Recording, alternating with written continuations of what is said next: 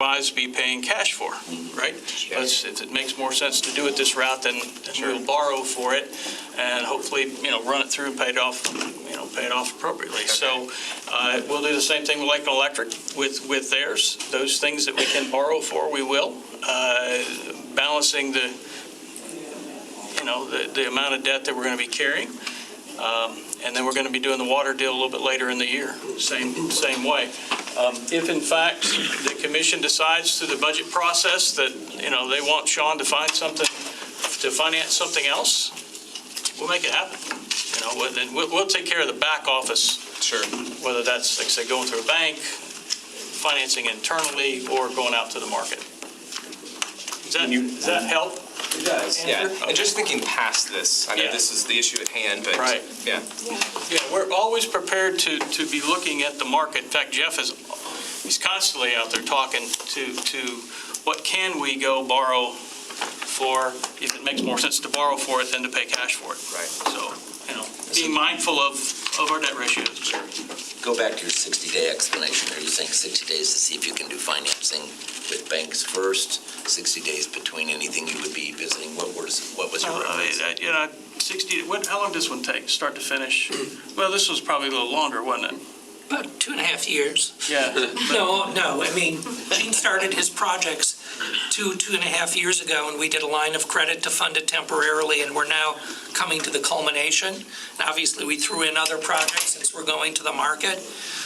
If strictly you were ready with the projects and they were ready to go, and we're going to spend down the money within a reasonable period of time, which is a consideration for tax-exempt bonds, it takes, I would say, more like to be on the safe side, 90 days, 120 days to put together a deal and go to the market. If you're doing a public offering, if you're doing a bank loan, which Mike alluded to, you could probably do that faster. But we usually do a competitive solicitation through our financial advisor so that we're assured that we're getting a good rate. With regard to separation, which is, it's more a question of what expectation you set with the rating agencies, which is if you tell them and go to them and say, hey, we're borrowing $55 million, and here's our capital plan, which they ask about going forward. We don't anticipate additional borrowings. If you surprise them with a borrowing 3 months later, it's a credibility question. More than it is, it's not a market question or an execution question. We can certainly do it. Your spend down periods that are tolerable, what are those usually? Well, generally speaking, we want to spend down tax-exempt proceeds within 2 years. Because if you go past 2 years, then you've got a whole bunch of other IRS requirements that we really don't want to get entangled in.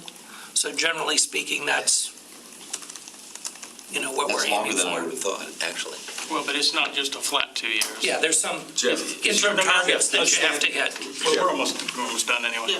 It's 6 months, you got to spend some within 6 months, and then with 12 months and 18 months and so forth. It's not just you wait to the end and you spend it all in 24 months. So I know we're running short on time. With any other questions from Walker? Well, I think all my questions have been answered except for, I think, I just want clarification, because I know in the past years, when we brought these deals to us as a commission, as you're doing now, is always a combination of various projects of things that we're doing for bonding purposes, to help us support our financial picture. But I heard you last in the presentation, Mr. Stern said, as well as you, Ms. Brozart, that we as commission can bring different projects, as I think it was just almost alluded to by Commissioner McLeod, but usually I thought that was, am I hearing the correct way as we have done in the past, or is it changing as we move forward, that those things that we see we may have an inkling to see where we can go out for bond situations? Do we just talk at the time as we do with the finance situation, or we just come one-on-one as we've done? No,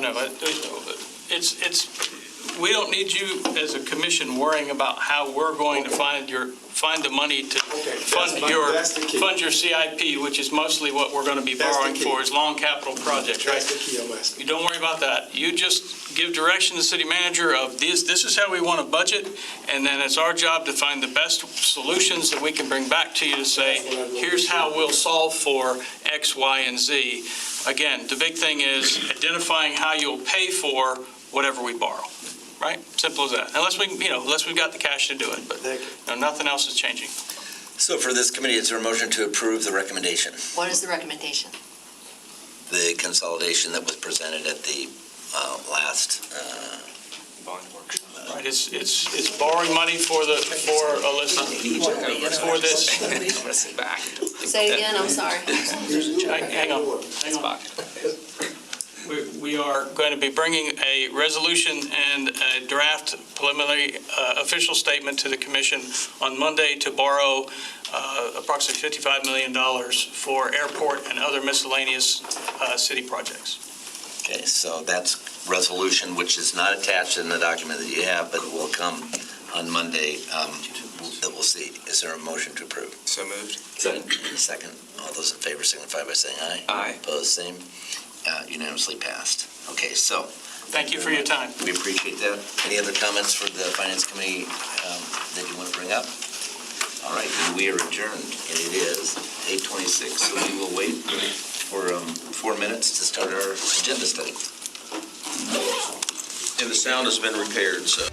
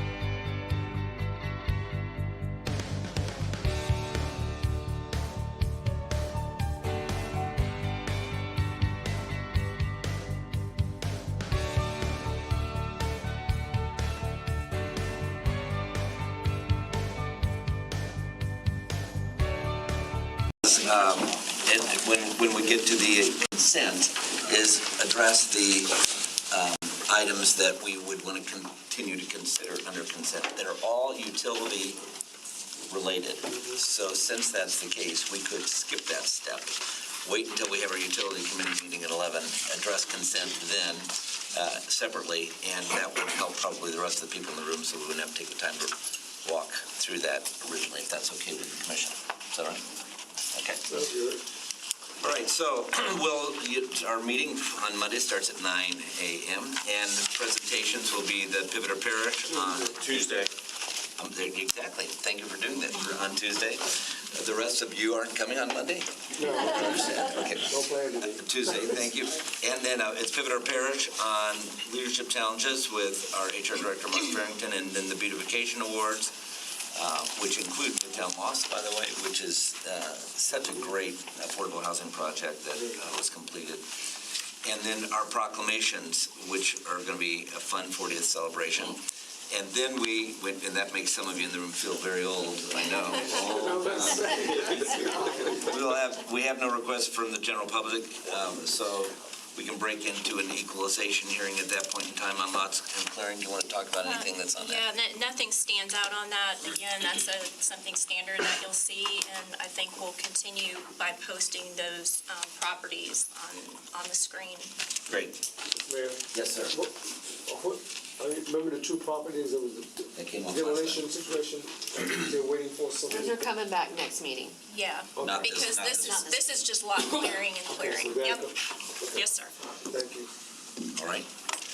Then that will bring us to public hearings, and we'll do the ordinances. One, you want to just, Well, on second reading, that first ordinance that we discussed on first reading the last time for the exemptions from civil service, we're actually going to pull that off this agenda. There's still been some discussion with the employee association. We want to further vet some of those. They've had some questions. So in order to make sure that everybody's concerns are addressed, we want to take some time, and we'll probably see that come back at the next commission meeting on the 19th.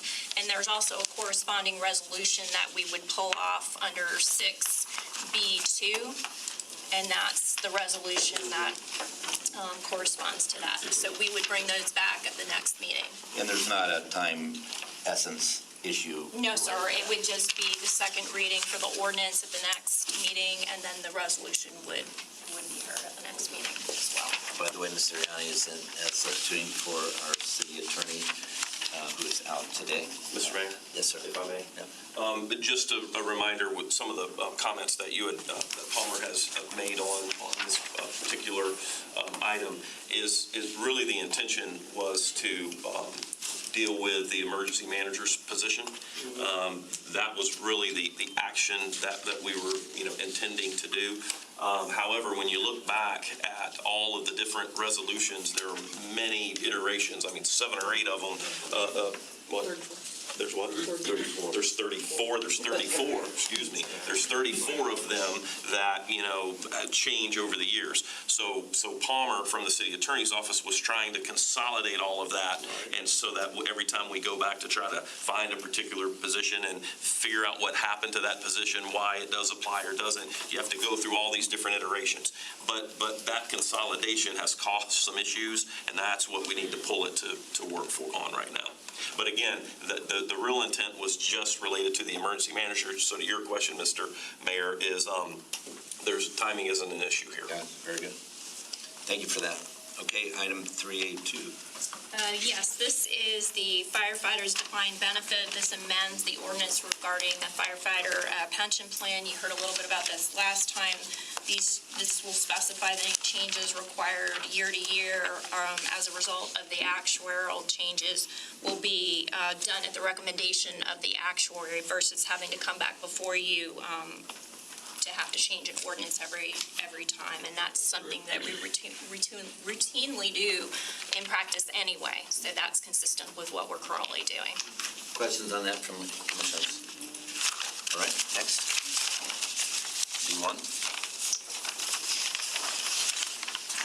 This is the 5-year consolidated action plan. This is prepared to meet application requirements for HUD funding, and the purpose of the plan is to inform HUD how the city intends to use the federal and non-federal resources. The city's Planning and Housing Division under Community Development develops this plan, prepares and implements it, and administers the CDBG and the home funding. For 2021-22, HUD awarded the city funds of $975,018 for CDBG and $387,047 for home programs. And the Affordable Housing Advisory Committee has also received requests for CDBG funding and is recommending funding in the amount of $140,147. Two public meetings were held back in May on the action plan. This July 6th City Commission meeting will be the first of two public hearings, where the second meeting or the August 2nd meeting, the City Commission will then approve or deny the submittal of the plan to HUD, which is the next stop. And Annie Gibson's here to answer any specific questions you may have regarding the plan. Any comments, Amy, initially on this? Good morning. This is just a basic, not the basic, but the 5-year consolidated plan for the community development block grant in the home, federal allocations that come to the city. So we have to do a 5-year consolidated plan and to outline our goals and our objectives. And then each year we have to do an action plan for 2021 and 2022. I will have a short presentation on Monday. Okay, great. And is it? Any problems on any of this from your perspective? No, sir.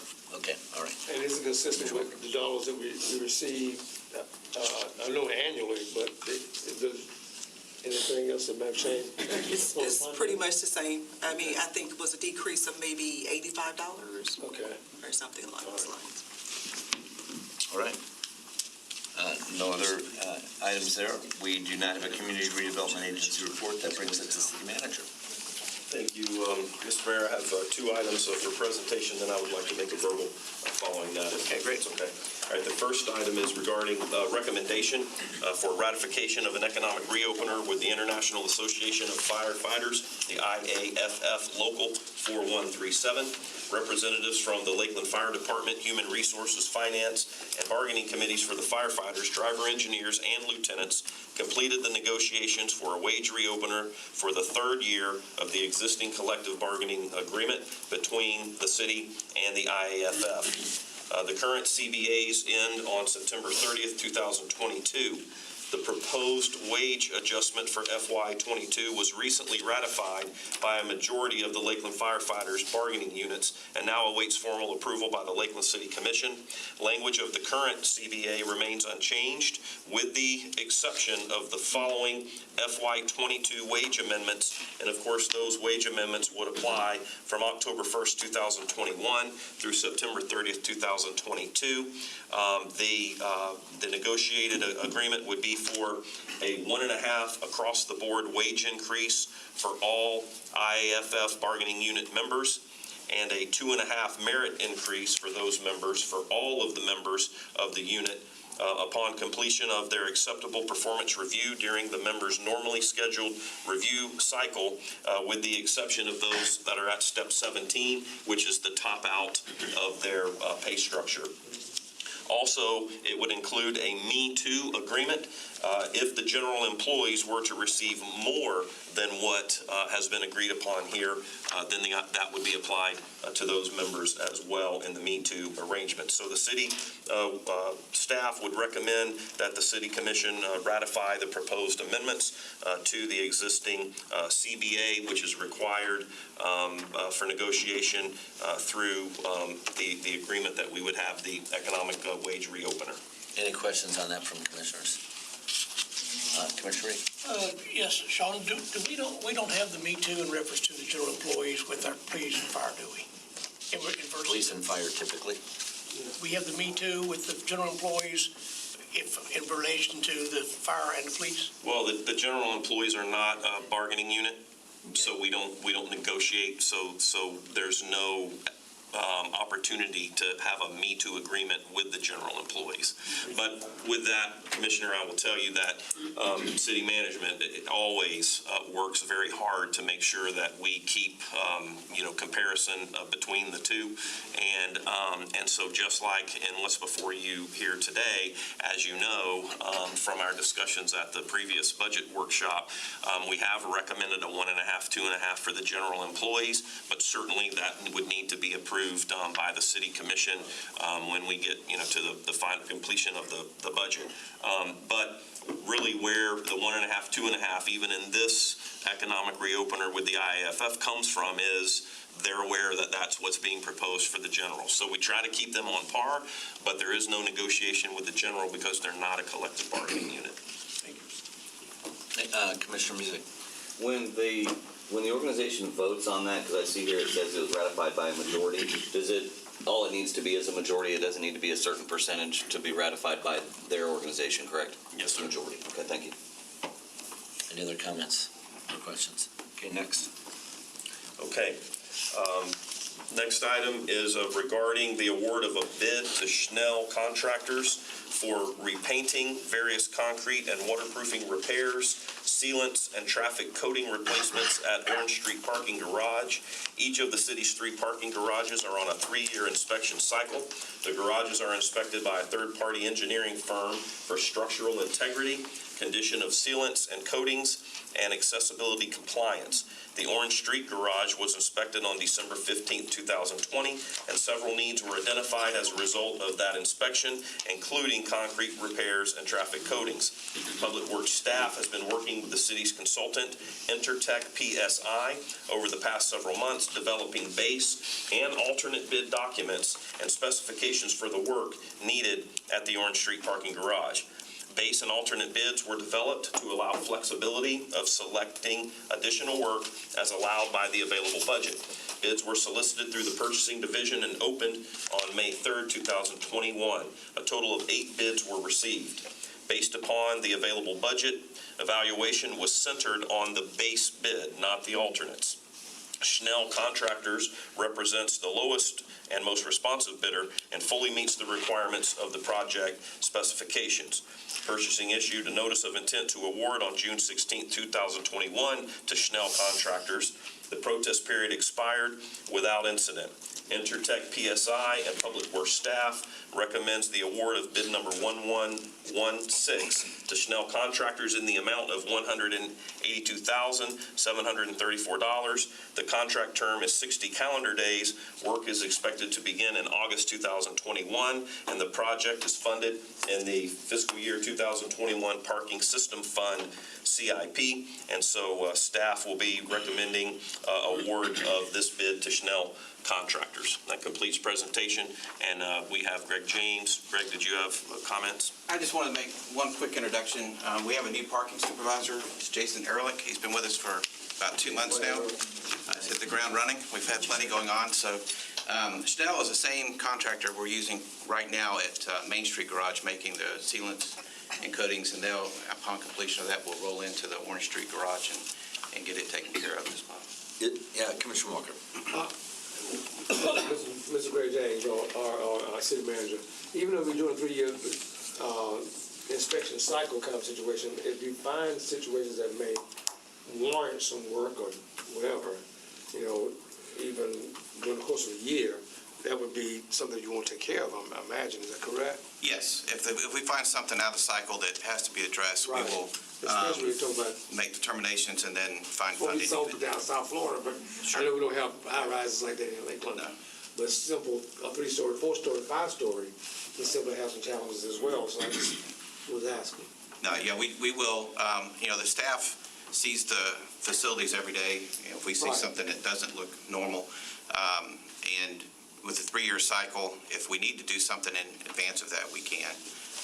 We'll find the funds to address it, but yeah, we're not going to let anything go by without, just because of time. And the 3-year cycle, does that mean on the CIP basis that we're doing one every year, doing some of this every year to the garages? Basically, yes. Right. Great. And that's been budgeted within that? Yes. Well done. Okay, great. Any other questions? All right. Mr. Mayor, if I may. Verbal, sir. Yes, I'd like to make a verbal, and normally I would make the verbals at the city commission meeting, but I think it may be important to make this announcement today as well as at the city commission meeting. You know, with the consideration that the state's emergency ordinances order is going to be expiring. The commission will recall conversations that staff has had that, you know, during the COVID period, I'll call it, we had administratively suspended enforcement related to temporary commercial signage, so temporary banners and the like. And so we intend to remove that suspension and begin to reinforce the signage code. And we plan to do that starting August 1st. So the reason why I'm making the announcement is that gives us all of July to get the word out. Communications will be assisting in that. Our code enforcement and community development department will be contacting property owners and sending notices and the like to give them, you know, a month's notice that starting in August, we will once again be enforcing our temporary commercial signage requirements. Similarly, during that same period, we had allowed for the expanded outdoor seating, and so we intend to also start to enforce that and remove the outdoor, the temporary kind of COVID-related outdoor seating options also beginning August 1st. So again, that gives us the full month of July to get that word out, make sure that we advertise that heavily and make contact with, you know, the different commercial owners who have utilized some of that outdoor kind of temporary seating when they weren't allowed to have as much occupancy, you know, within their buildings. And so I'd like to make that announcement again at the meeting next week, just so we, again, in an effort to try to get that word out as much as we can. Excellent. That'll be just in time for political signage in the fall. Okay, so. Thank you. There again, I'm assuming it's ironic you brought this up. I guess we see those tents all over the place now. Of course, we may have an issue. They may blow down this weekend anyway. You never can tell. But they didn't be aware, but the tents are involved also, I presume. That's What tents are you thinking about? well, up there outside, like Swan Brewing, 815, or all those different ones. Commissioner, I think you may be referring to in some of the areas where the various restaurants has had some of that expanded outdoor seating. They've used some of those temporary just pop-up canopies, and so. I know they have 6 months, and they can be on 6 months and off 6 months, something like that. And I don't know if that's Well, the ones at Swan Brewing and Patio 850 have actually been permitted as permanent accessory structures. The ones that city manager's talking about really are the temporary things that we saw pop up as a result of the emergency order that allowed for that expansion, mostly into parking lots. In advance of this morning's verbal, we had our code enforcement staff go and take a quick look around the city to see how much of this expansion was still in place, and they found none.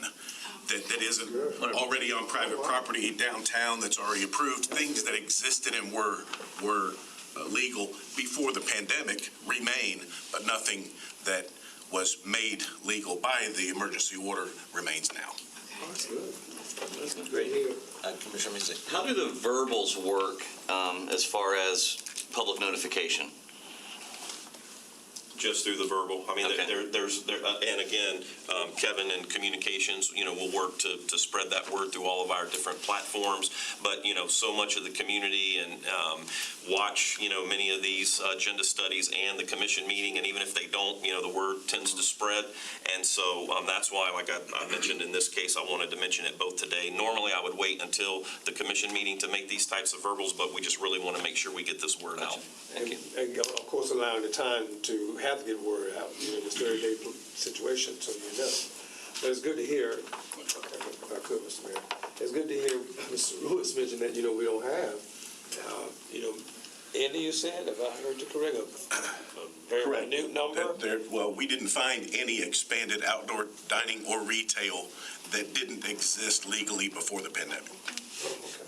Now, signage and banners will be It's not different from different, I that. know. You didn't ask me about Yeah. signs. Yeah, that's right. I'm talking about But Tiger said that it's gonna be one of those. And to Commissioner Music's point, I think on the signage might be what you were thinking Yes. about. Yeah. They'll get a notification if they don't comply. We're going to spend the entirety of July making personal contact, asking nicely, explaining the expiration of the emergency order statewide and in the city of Lakeland, so that hopefully come August 1st, we don't have to send any notices. Thank you. Yes, sir. Just to Commissioner Love. follow up on that, Brian, I was going to ask your sense of kind of the same assessment you gave for restaurants as it relates to signage. It seems like there's still a fair amount, just my kind of observation, of signs that would not comply under normal code, but I'm curious what your sense is. There are quite a few. There are lots. And we see them, and some of them have become quite tattered over time. We've also seen, and it was pointed out to me because I didn't notice, but at Lakeside Village, they actually voluntarily removed all of the signage that they had out along Hardin where Starbucks was. Yeah. And we didn't ask them to do that. They did that on their own. So we'll take the month of July and ask To nicely educate and hopefully Okay. get plenty of understanding that now, the emergency orders aside, we've returned to a level of normalcy, hopefully, that can see our Right. sign code be adhered to a little more consistently. Okay. I think it represents too the wisdom of the signage code, because as a former car dealer who is always interested in some ability to try and draw people to in watching what's happened during the entire pandemic area in terms of the signage, where we were advocating for people to know that you're open and that you can do that, you realize how tacky it becomes over time. And so we really appreciate this verbal, we appreciate that period of time and the ability to get to those Period of people. time, yeah. To allow that to occur, and I think that's very wise, and appreciate the city staff knowing to bring a storm in this weekend to just kind of clean it all up. Not attributing that to you at all. Anything else on the verbal side? No, sir, thank you. Mr. Mayor, Yes, sir. if you don't mind, Commissioner McCarley's on. Could I just ask everyone, if you're along the perimeter, stand up and project so she can hear you? And if you're at the table, just speak louder than you normally would and project, please. We are on, and Commissioner McCarley, we're glad to know you're with us. Okay, that brings us back to City Attorney for under item 6, and we are not doing B2, but we'll have B1, will be the same as Yeah, block clearing and clearing, the resolution that corresponds with that. Number 3 is the issuance of the bonds, which you heard Mike Rosart discuss earlier. The second resolution corresponds with that. That's the award of the bond. So those two were discussed at the Sure, and Finance that's where we Committee. find those. Yes, Right. correct. Okay, miscellaneous reports. Yeah, and then the next item is the broadband agreement with Summit, and I believe we're going to start this presentation off. Sean has a presentation, an overview that he wants to provide. Excellent. To the commission. Yes, thank you, Ramona and Mr. Mayor. Well, as the commission is aware, this has been a long-awaited presentation. Unfortunately, this morning, my colleagues on the negotiation team, who did a great job, and Palmer Davis and Joel Ivy, could not be with us. I know Palmer will be with us at the commission meeting. Oscar Torres is also in the room, along with several of our technical folks who were instrumental in getting us to this point today to present this to the commission for consideration. Also, Kevin Coyne is with us over here. Kevin Coyne is the Chief Executive Officer from Summit Broadband, and so he and his team have been our partners in this negotiation throughout, and again, we're happy to bring it to you this morning. What I would like to do for the purposes of presentation this morning, if I may ask the commission, I think it would probably be best if we go through the full presentation and then come back for questions, because there are going to be items in each slide that tie to slides that will be following, and so I think we'll just probably, it'll make for an easier discussion if we do the presentation first, if that's okay. We'll do no questions during the presentation. We'll jot down what we want to ask, find that some of those might already be addressed, and then mark them out, and then ask at the end. Hold your applause to the end. Great, okay, thank you. So, first slide here, the city's network, as we, discovered really during this negotiation with Summit, based on a lot of the needs, it has a limited fiber count. And so I will tell you that, some of the things early on in the negotiations that became somewhat difficult is that Summit had probably appropriately assumed that there would be more fibers actually available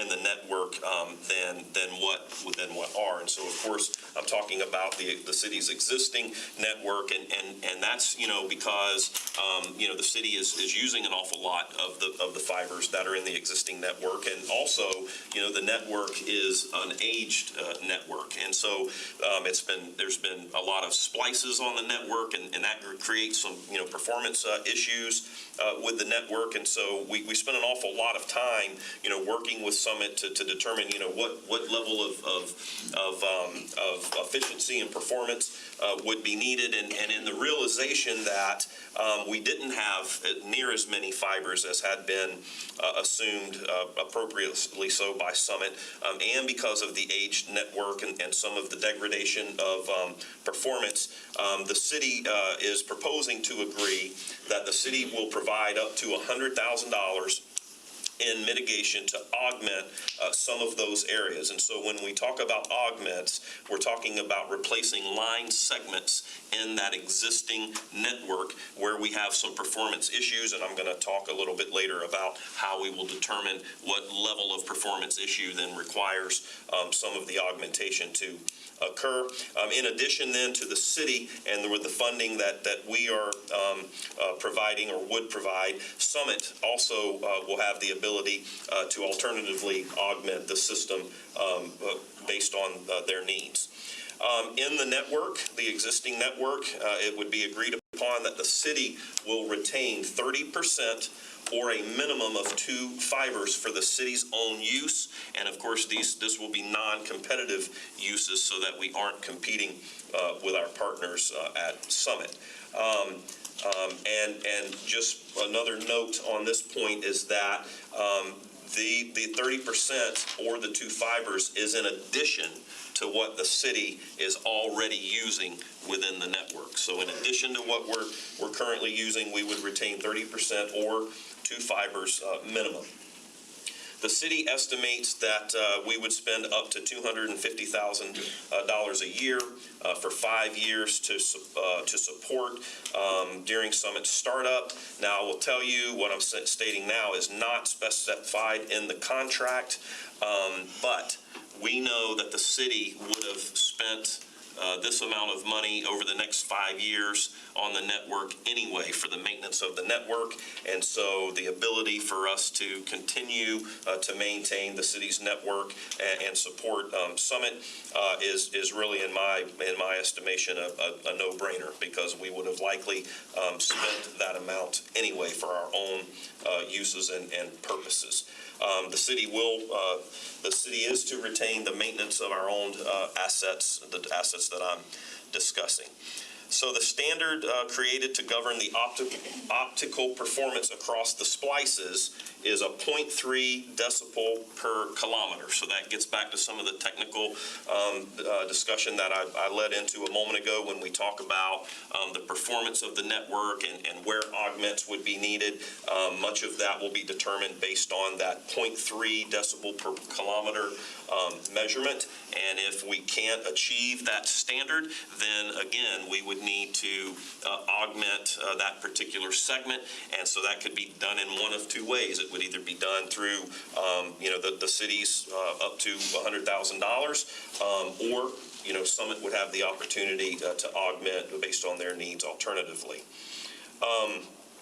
And so Summit, however, in those examples where they may augment, what they would do is Summit could use future revenue above the minimum share to help fund those augments where needed. And so we're going to talk about the financial terms in a few moments, but But basically, let me just, I'll move us to the financial terms in a moment, but just remember when we get there, that when we start talking about the 10% profit share, which I will explain, that would be where Summit could use some of that 10% profit share to augment the network where needed, if they were the ones to augment instead of the city. Next slide. The city will retain 9 dark fiber customers, and so those are customers that the city already has on the network. The city will retain those customers and continue to serve those customers under the agreements and contracts that are in place. However, Summit will then take any new extensions for services and all new dark fiber customers. So just briefly on that, all new dark fiber customers is pretty obvious. That's any new customers. One of the things, though, where the city will retain our existing 9 dark fiber customers if there were to be extensions. So when we talk about any new extensions, if one of our customers needed a new extension for services, Summit would get the new extension. The city would not retain that.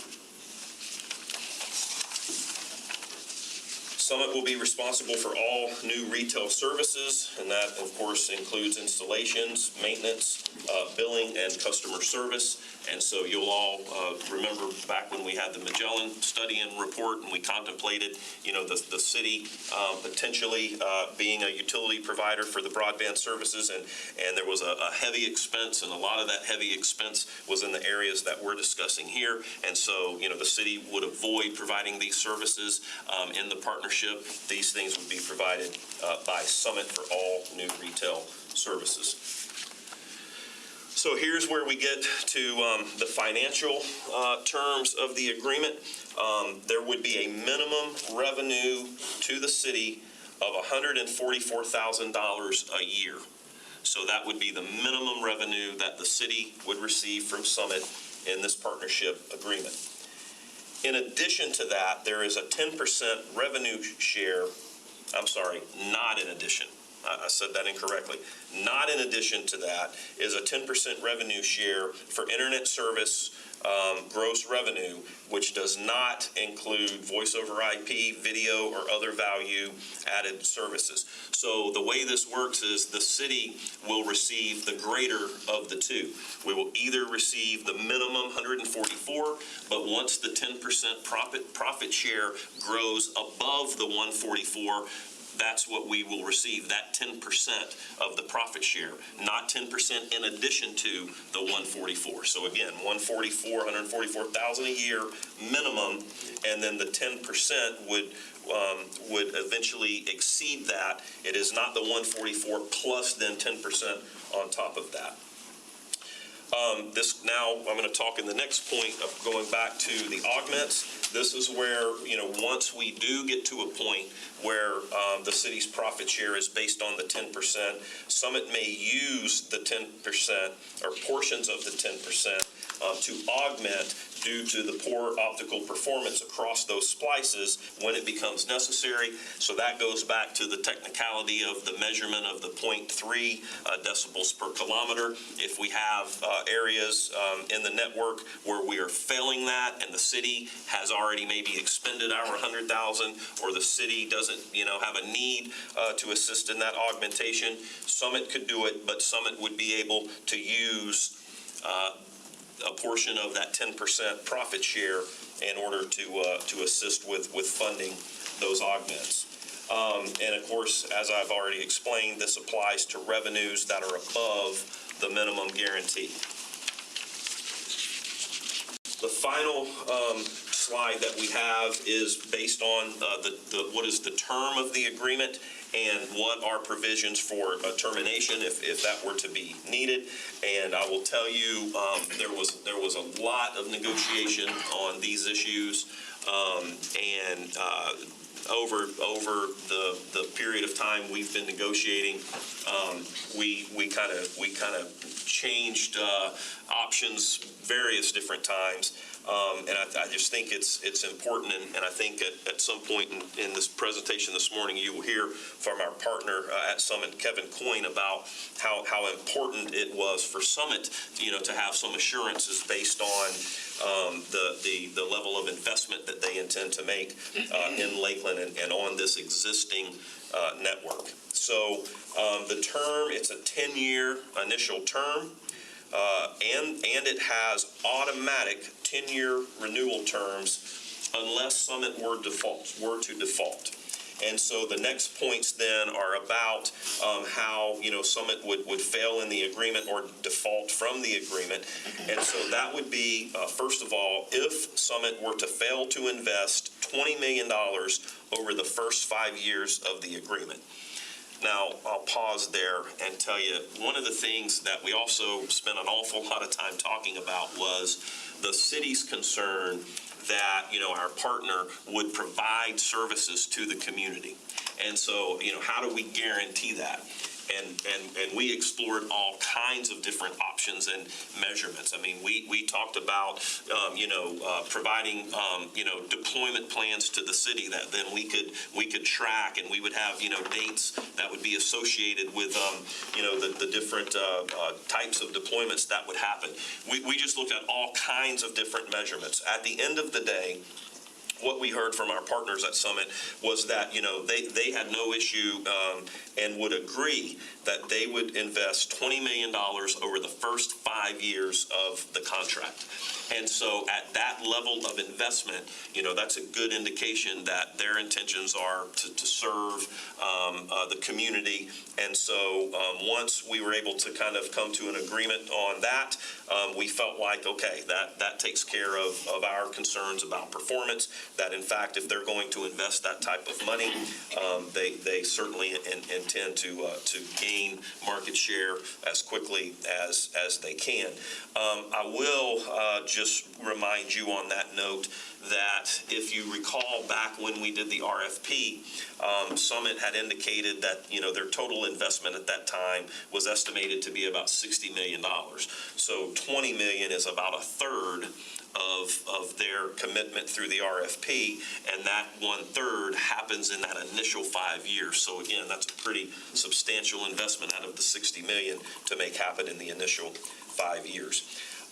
The next area to talk about, if there were to be a default, would be if Summit were to fail to materially invest in the digital divide. And so the provisions for the digital divide are Summit's contribution toward that of $20,000 a year, and that's during the first 10-year term of the contract. So that would equate to $200,000 that would be contributed by Summit toward, providing services where we have areas that are limited and referred to as the digital divide. And then another way that Summit could default would be if they failed to pay the city or denied the city audit rights. And so in the agreement, there's very specific audit rights that are provided to the city, including, bringing in a third-party auditor who can audit Summit's books to ensure that, Summit is meeting the marks that are agreed to in the agreement. There are a couple of different methods that would be implemented if there were to be a failure by Summit in the agreement. And so the first type would be if it were a termination for failure to pay. If Summit didn't pay us, that minimum of $144,000 a year, or the 10% profit share when we get to that point, then they would be in default. Or if they did not allow us the audit rights that are stipulated in the agreement, what would happen in that case is Summit would have a 45-day cure period where they could take care of those arrangements. And if not, then there would be a 90-day wind down period where in 90 days after the first initial 45, if they didn't remedy the situation, they would have 90 days basically to then be off of that network.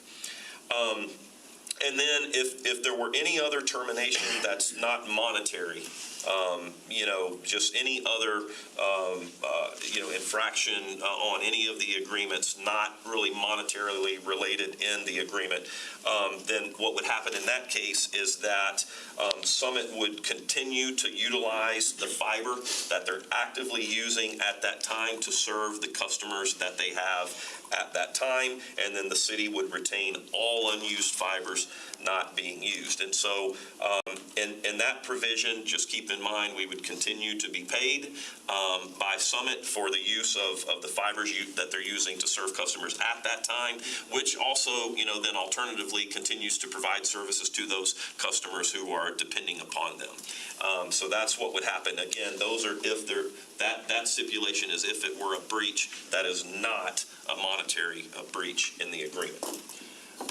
With that, before maybe we open up questions or comments from the commission, I would invite Kevin, if you would like to address the commission. And hopefully, is Commissioner McCarley still on? She is. Okay, I'm hoping she could hear me, but Kevin, if that microphone's right above your head there. Oh, good. All right, thank you. Thank you for having us. We're excited about the partnership. We look forward to get moving. So as you heard from City Manager Sean, he and his team really negotiated a very great contract, we believe, for you guys and your city. And we're excited just to come in and start developing. I spent literally a full day here 2 days ago with my entire team. We drove around in a van. We were all huddled up in a van, literally driving up and down your streets. And what we found, which is what we knew coming into the partnership and the response to your RFP, was there is a lack of investment, as I think you all are obviously aware. And so you have a significant network. We have a significant amount of capital, resources, and the intellect and technology to really bring your city forward. And so what we're looking at is really future-proofing your community. We have over $50 million already dedicated to the city, approved by our investors. And we're going to be bringing services to serve your entire community, not just commercial, enterprise, hospitality, but also residential and also wholesale. We work with other partners. We work with the wireless carriers. And so we're going to quickly invest all around your city, utilizing the infrastructure that you all have put in place. A great network, a little bit antiquated, it's getting a little bit old, needs a little bit of work, but we're putting some additional resources and capital behind that to utilize some of the highest gear to stand up a carrier-grade network. We're bringing gig by gig plus to your communities. So think about coming into a residential community. You guys won't have gig by gig. You'll have the ability to go 10 gigs by 10 gigs. We're not coming in with the antiquated legacy type solutions. It's nothing but future-proofing you guys so that you don't have these issues for the future. So look forward to answering questions. We're excited about it. This was heavily negotiated, I can tell you, a long process, but it's a great deal for both of us. So we're looking forward to the partnership. And then, thank you, Kevin. Appreciate that. Finally, what I would say to the commission is the negotiation team, again, after we went through the whole, Magellan report and the city considered, whether or not to go in and be a utility on our own versus, other options, and ultimately decided to try to find a partner, which I think was a wise decision. And so the negotiation team, really did work to attract a partner that would do the things that we have heard from the City Commission, which would be, a partner that would be able to provide faster speeds, that would be able to provide, greater service, and that would also then, assist with competitive rates. And so we think through this agreement that we have accomplished that task and look forward to the questions and comments from the City Commission. Well, we start with Commissioner Madden. Why don't you give us a recap from your perspective? Thank you, Mayor. And so I know my colleagues know the situation in which I find myself today. I've been in a lot of meetings.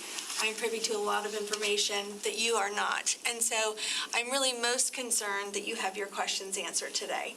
Okay. Because, I was with Ramona last night at 9 o'clock and Sean last night and this morning. So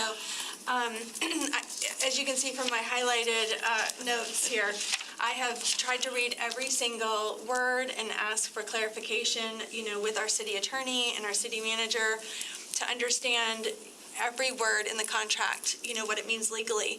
I will say that one of my biggest concerns initially when I first heard the presentation, which I want you to hear because I feel like I've worked through that, but I know over the weekend you're going to have similar things. This is a huge deal, these are big numbers, and this is exclusivity. And so the word exclusivity gave me pause. So I wanted to work through what exactly exclusivity meant, sole use means, and certainly they need exclusivity to invest $20 million on this antiquated system. And it did take us a long time to audit all of our fibers, and now we're going to have a better GIS map of all of our network, which will be so helpful in the future. And we're going to put some more skin in the game, and they're going to put a lot of skin in the game. But 10 years is a long time when it comes to technology.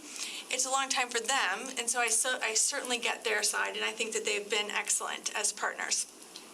But, all of us know the notorious gas contract that we got into and we hedged our bet too early. We never dreamed fracking would bring the price of gas down so much, and then here we're paying too much for gas and lost a lot of money. So to me, it's great, the $20 million investment, with hearing from him that their investors have already approved $50 million. Right. But that's not in the contract. And so my first concern was, if they do the $20 million in the first 5 years, hooray for the city of Lakeland, hooray for people everywhere in our city to have, gigs and 10 gigs and all of that, future-proofed. But we all know that FiOS came into our community and started to invest heavily, and then they stopped. And so we only have a small segment of our population that has that fiber, presence here.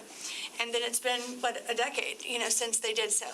So my number one concern was, so Summit makes their initial investment of their $20 million in the first 5 years. They are paying, everything's golden. We see the build out. And then because they've connected, Tampa and Orlando by utilizing our network in Lakeland, they see that there's a lot more ROI in Tampa and Orlando, and so they've begun investing in a certain area of town with the $20 million, and certainly I don't know how far that stretches, $20 million, how far that stretches. And then they've done everything to get an automatic renewal for exclusivity for another 10 years, with no other contribution, with no ever potential of, no way of saying we have to meet that $50 million threshold or $60 million threshold or a certain percentage of our territory. So to me, that was like, oh my gosh, that sounds like a great thing, $20 million, first 5 years, give them exclusivity, use our network. So I think one of my big questions was, and I went through a lot with Palmer and with Ramona and with Sean, what if all of a sudden open access is the wave of the future and everybody wants to use, fiber for open access? Or what if, they're only in one concentrated part of our city and, we want to do something collectively with the county to fill in some gaps and we want another partner. So it's not to want to say, oh, I want to compete with our partner. Right now, that's a long time to think we can't bring in more competition into our market, and I don't want to sell ourselves short. So what I found through, looking at the contract, and what I want to confirm here publicly with our city manager and with Ramona, is that if, we are going to be augmenting the existing structure, it is exclusively used by Summit. But if in the fact we have Internet of Things happening and we are adding fiber for, sensors for autonomous vehicles, and we're adding new fiber that's not within our existing system as of this contract, there is potential, from what I've heard from our city attorney and from our city manager, that if there was some, change in the future where we have gaps in our city, this does not preclude us from doing something in the future to make sure that all of our citizens that are service territory, that we're able to partner with the county or whatever we want to do regionally to make sure that we have the best future-proofed, system, and we're not totally reliant on this partner forever and ever, amen. So that was kind of the thing that I feel like I wrangled through the most by looking at terms in the contract and to clarify. But I do really, want to hear from you. What are your questions? You know how it is when you've looked at something over and over, you don't see it as with fresh eyes. I hope that you have fresh eyes to see anything that, we might have missed or any questions that you might have. So it seemed to me, Kevin, that would be something you'd probably want to respond to. Yeah, sure. Be glad to. So again, when we think about partnerships and fiber infrastructure, this is not uncommon in our industry to invest a significant amount of capital, and when you attach to fiber, you're there. You can't just uplift and move on. One, two, your network, and I say this just to be very transparent, it is a legacy network. You have very few fibers available in some of the heaviest concentrated areas that will need augmentation. Whether you guys augment or we augment, we're not concerned about that. We'll get through that, and we've got provisions in the contract to do that. So I don't know that your risk of bringing us in as a partner and utilizing all your excess fiber, which again is limited, and the technology is starting to surpass it, is going to prevent you for the future. That's one. Two, we're not preventing you to have other partners. We're only preventing you to have other partners with this existing network. So again, other service providers, which you have other service providers, can come in and still structure some type of arrangement with you, but just not on these fibers that we're going to utilize to deploy across your city. So we're already contracted with your largest data center, Cologix. We've already put a cage in there, and we've got our equipment going in, and we're already looking to build our first routes in and around your community. If you look at, again, going back to the industry, the term, and Paul and Oscar probably confirm this, the terms that people utilize when they get into fiber leases and arrangements usually are minimum 30 years. Because of the investment you're putting behind into connecting to that network to extend the reach, investing into the data centers, it's not something you can just uplift and walk away. How many years did you say? 30. 30. Mm-hmm. Yeah, and then you got renewable rates on that. So when you look at the term we use in our industry are IRUs, infeasible rights of use, and they're typically 30-year terms on those long-term leases. So for us, putting that kind of capital to work in your city and only having a 10-year contract, one, it could penalize your customers. One, because if we have to uplift and leave, you might not have a replacement. Two, it's going to take a long time for us to get a return. We're looking at this as a long-term investment. And so when we start to think about $20 million, that's going to double the size of your existing network overnight. So we'll double that. That's just going to put another 350 route miles into your communities.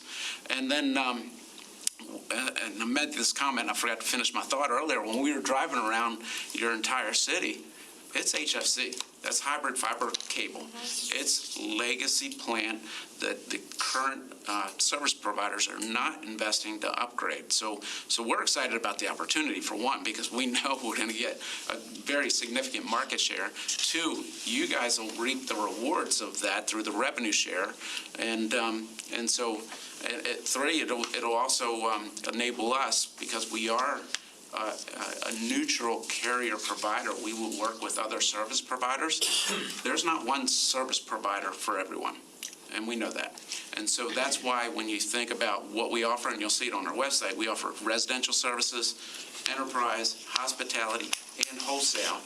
If somebody wants, I'll use Spectrum, if somebody wants Spectrum, we have no issues of leasing them capacity and or fiber to service a customer, because we just know we're not going to be able to serve every single customer because of national contracts, et cetera. So we don't see it as limiting, or there's much risk, if any risk at all, by partnering with us. The term was really, and it was in our response as well, it was necessary to have this really long term because of the long-term horizon of the return that it's going to take with this kind of capital investment. And so that was pretty important for us. So I think in response to that, that's good to know.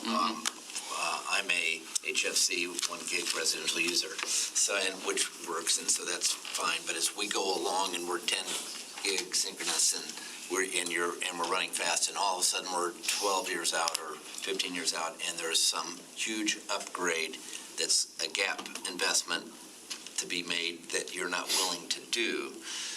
that's where I think Commissioner Madden and the commission as a whole would get a concern. And your absence of wanting to say, we want to invest in this, whatever we call this, make it YRK, whatever this YRK is, that doesn't prohibit our ability to do a YRK vendor, correct? That's right. Okay. That's correct, yes. Yeah, and again, the fiber, having excess fiber enables us to continue to invest and put the latest, greatest technology. So if there is a technology that continues to innovate that's better than what we've deployed, well, as long as you have excess fiber, you can easily modify that and deploy the latest technology. Sure. And your model would be to want to do that anyway. That's right. Right. Yep, absolutely. So that's where we're going with this. It's all about fiber, and we believe once your home's connected to fiber, and you have this, what's called XGS-PON, 10 gig capability, symmetrical. Whether there's a wireless technology or solution, once you have that fiber connectivity, we all know how wireless works. It's, you get issues, whether it's weather that causes issues or just reception issues. We know fiber's here for quite some time. Right. Fiber's the most reliable. Right. Commissioner Walker. Thank you, Mr. Mayor. And let me say thank you to our colleague, Commissioner Madden, and of course, City Manager and staff. We've been talking about this for years. It predates me almost, as one of the senior commissioners here on the commission, on the dais rather. So I'm glad to see how we've come thus far, full circle in some respect, and then having it as a, we call a 3P kind of a situation, the partnership that we reach out to support, and not have us invest as we had possibly looked into becoming the utility for this particular situation as such. So I want to thank you to you all for staying at the helm to make sure we get to where we are now, because I think 3P is the way to go, and I appreciate the process to make it happen. I did have a question because I'm thinking, okay, wow, we get ready to become a gigabit city. That's what we've been looking toward to happening, and I think that's a good thing to move toward. And one of the things I heard that I want to make sure that I was clear in my mind, this optical performance standard, if I heard that correct. So does that mean, and for lack of knowledge I may have, if we don't have we're not reaching the kind of level of service that we should have for our customer base, or our citizens here in our city, then the dollar amount, this 10% situation that you mentioned, Mr. Rouse, you can use those dollar amounts to make sure that we get to that particular point or have that point reached. Am I saying that correct? Yes, sir. Yes, sir. So in the areas where there's been splices on the network, that can kind of degrade the service there. Yeah. And so there's that measurement that kicks in that's based on decibels per kilometer. And so what we're agreeing to is a 0.3. If we fail that, then as I've discussed, in the city, for up to $100,000 may decide, hey, we will augment that segment to get to the threshold we need to be to assist Summit. The other option is if the city says, we really don't need that, that's more Summit, your individual need, well, then Summit has the ability to augment that, and then Summit would be able to augment that, and it would then be reduced from that 10% profit share for the funding for them to do so. Okay. Only above the 144. Only above the 144. Yes, the 144 is definitely ours. And we have 30 days to cure it. So, we get first dibs. They can't just go and start taking out of the revenue share and say, we had to augment it, didn't have the right decibel level. Is there a cap on that? There is not. On the just to clarify, on the augmentation cost, that $100,000 that would come out of the city's pocket, that is capped at $100,000 over the term of the agreement, including any renewal terms, as far as the city's existing fiber network goes. So that's $100,000 no matter what, 10 years, 20 years. I mean, that's just the way it's structured. That's with regard to our existing fiber if we have to augment it. So it wouldn't be additional cost So above the the 100. worst case is 100,000 and 144,000 of revenue a year. Right. So that it's not capped on that 10% above the 144,000. So if we had dreams of making $1 million a year, Got it. all of that could be used above 144,000 to But make we get augments the if it was 144. necessary. We need 144. Absolutely. Okay, secondly, digital divide. And I read, of course, that it was explained about the, Kevin, I guess, about the $20,000 annually that we dedicate toward that. But does that preclude any partnership relationship you may have, or you could partner with someone else to make sure that we're reaching those underserved communities? Does that mean you can make sure it's going to be done, or you can be partner to make sure it get done? Right. Am I saying that correct? You are. So think of it as we're just, for lack of better terms, we're gifting 20,000. Whether it's through your Surf Lakeland program, whether it's through another partner who's going to, and I'll use, which you all know, we have a pretty good partnership with Pastor H.B. Holmes. And he's an entrepreneur in himself, and he's got a great solution to find creative ways to bring broadband solutions to underserved areas.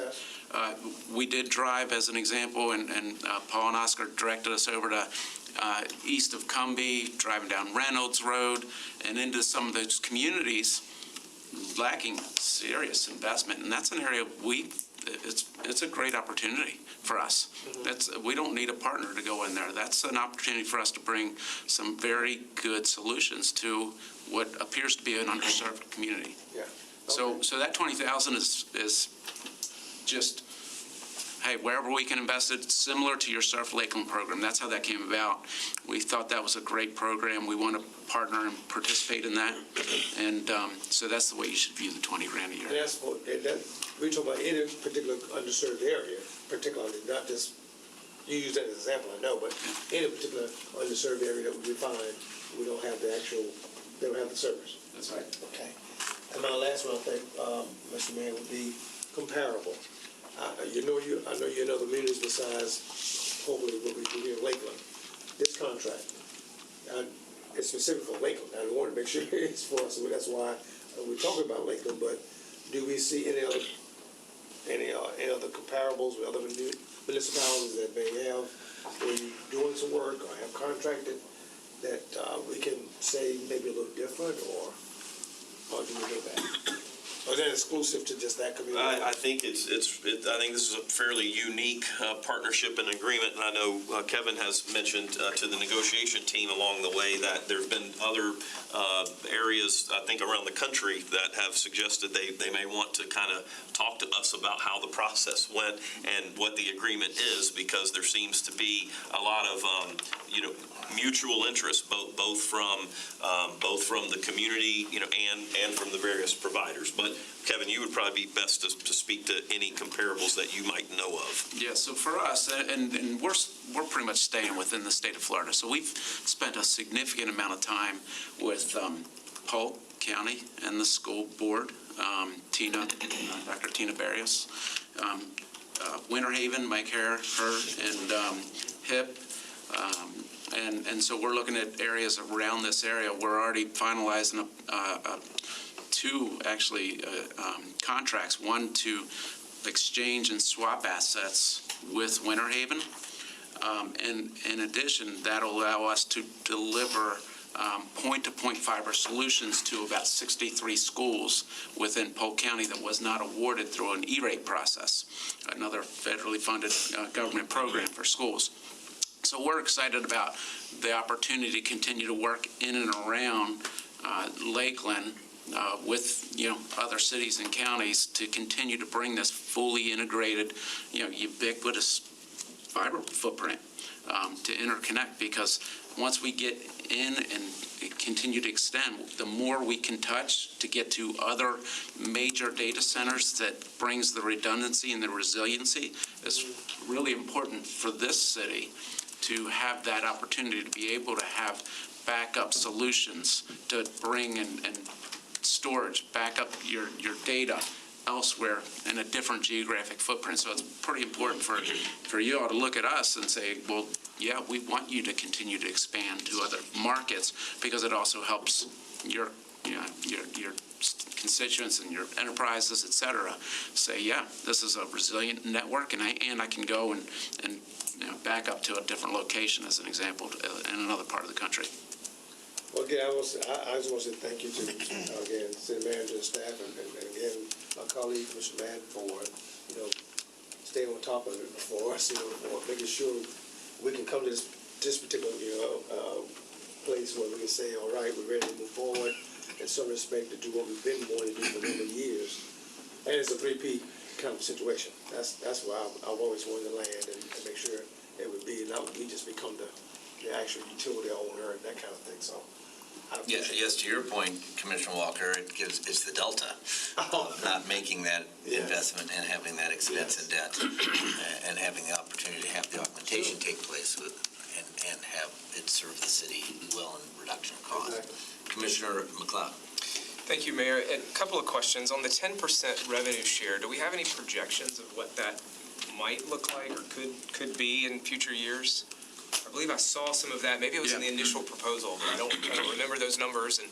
Yeah, we did. We did put that in our response, and we continue to refine that. So what's transpiring as we speak, we just purchased, and again, because I expect us to be partners, very transparent, a little bit behind the covers is that we just bought a data set of it costs $50,000 just to understand the competition, the technology, the density of your homes within the neighborhoods. All of this goes into saying, okay, where are we going to build one first, and two, where's it most needed? Where's the need? Yeah, where's the need? And so we're not finalized that, but the projections that we did put in the RFP, we feel very confident we will meet those, if not exceed those.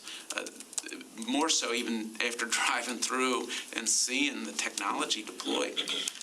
It's a great market for us, and it'll be a great opportunity for you guys to be able to stand behind this and say, yeah, we delivered a premium solution to our city. So I'm not concerned. We'll be glad to share the model once it's finalized, but we're working through those specifics, because those are really integral to the full model. And when we come... Go ahead, Kevin. Yeah, I was going to say, and when we talk about the revenue share, and I just want to make sure we clarify this in terms of why as well. It's data products, IP, internet, and it's dark fiber solutions.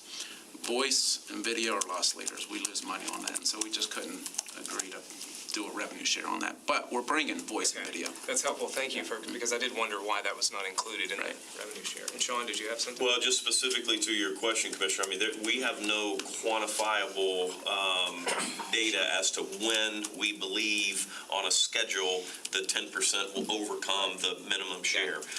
Just curious on projections. Yeah, so I know we don't have that, but I think another part of that is just back to, we do anticipate that there will be, some augment expense needed, and that will also delay, getting to the 10%, overcoming the minimum, as we kind of discussed in the presentation. So not quantifiable, but based on, what's in the agreement, based on the level of investment, and the return that we know, Summit is going to need, we know that we will hit that.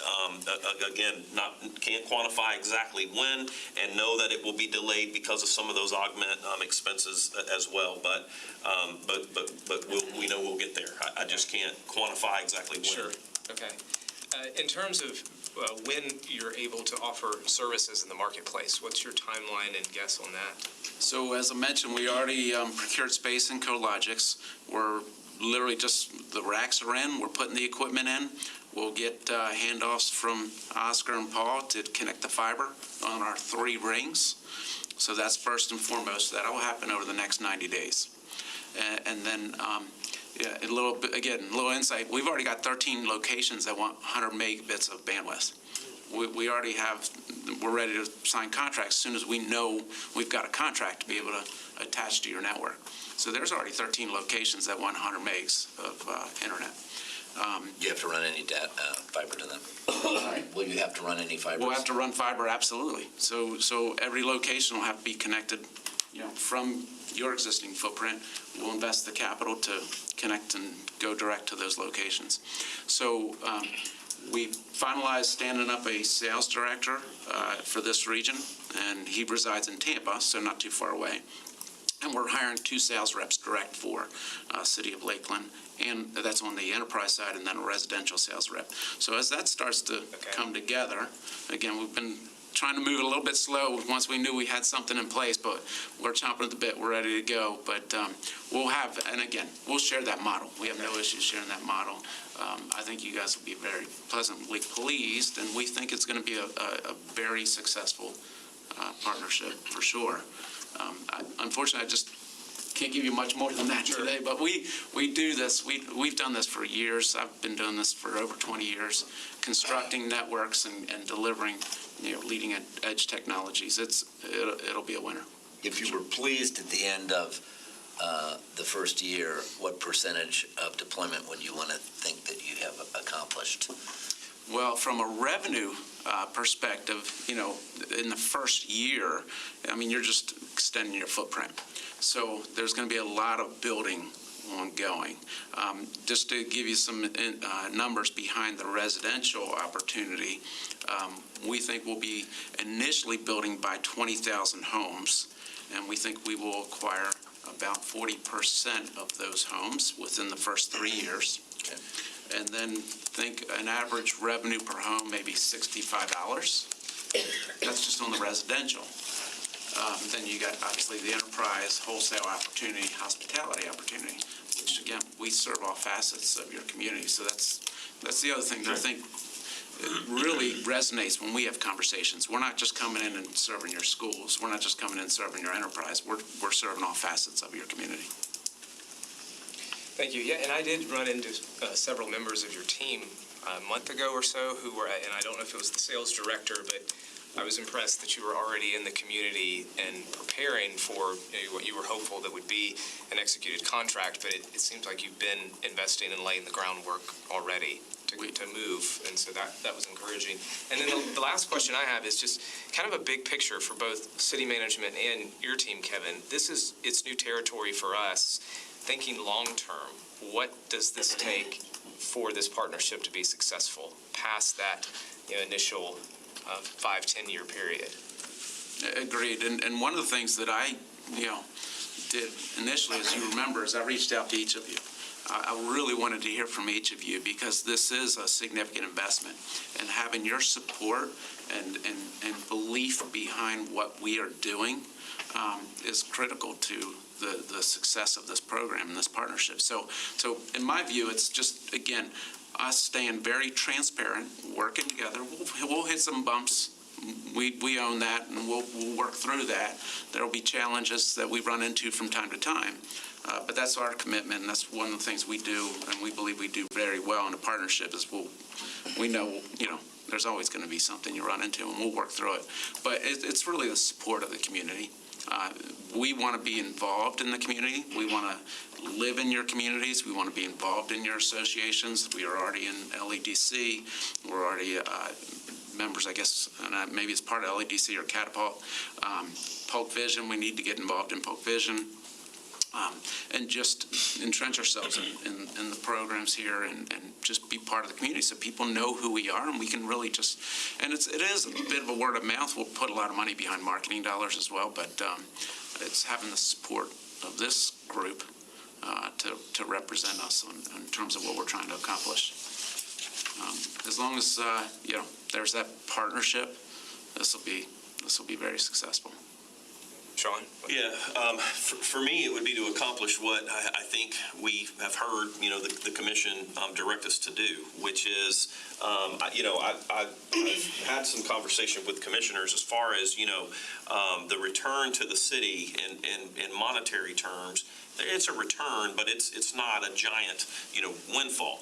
But what we heard was, we want to build a partnership that, again, brings those high-speed services to the community, so that the community, can thrive, and with bringing in, that additional competition in the market, it should bring greater services and competitive rates. And so, to me, if that's what we accomplish and we get a financial return, then I think that's success. And a lot of that goes back to just continuing to strengthen the partnership. I will tell you, if this thing ultimately is approved by the commission, I am thrilled to be beyond the negotiations, because it's hard to build a relationship and a partnership and a team framework when each side is negotiating for their best interests. So I look forward to that day. And I will say, though, through the bloody noses and black eyes, we've had a great relationship with Kevin and his team, and so I can easily see that transition to the partnership where we're not negotiating any longer, but we're working together to do what, again, we heard from the commission was our charge, and we think that this agreement accomplishes that with a modest financial return as well. Thank you. It might be worth noting that we have two summits in this city that we talk about. They are not building a new building. We laugh, Mayor, but I'm sure you do too. We run into people who think it's the same company. So just food for thought. Summit Insurance, which is the building being built on Lake Mirror. We need to talk to them. You'll be using all these funds to build your headquarters, and that's not the case. Okay. Commissioner Reed. Thank you.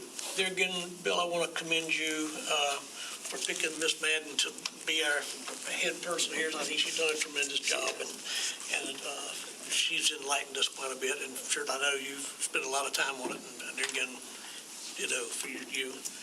Coming to the questions that I had in reference to our existing dark fiber, we have those 9 clients that are on base, and I think originally we were getting $300,000 to $600,000 a year on that. Was that a fair statement?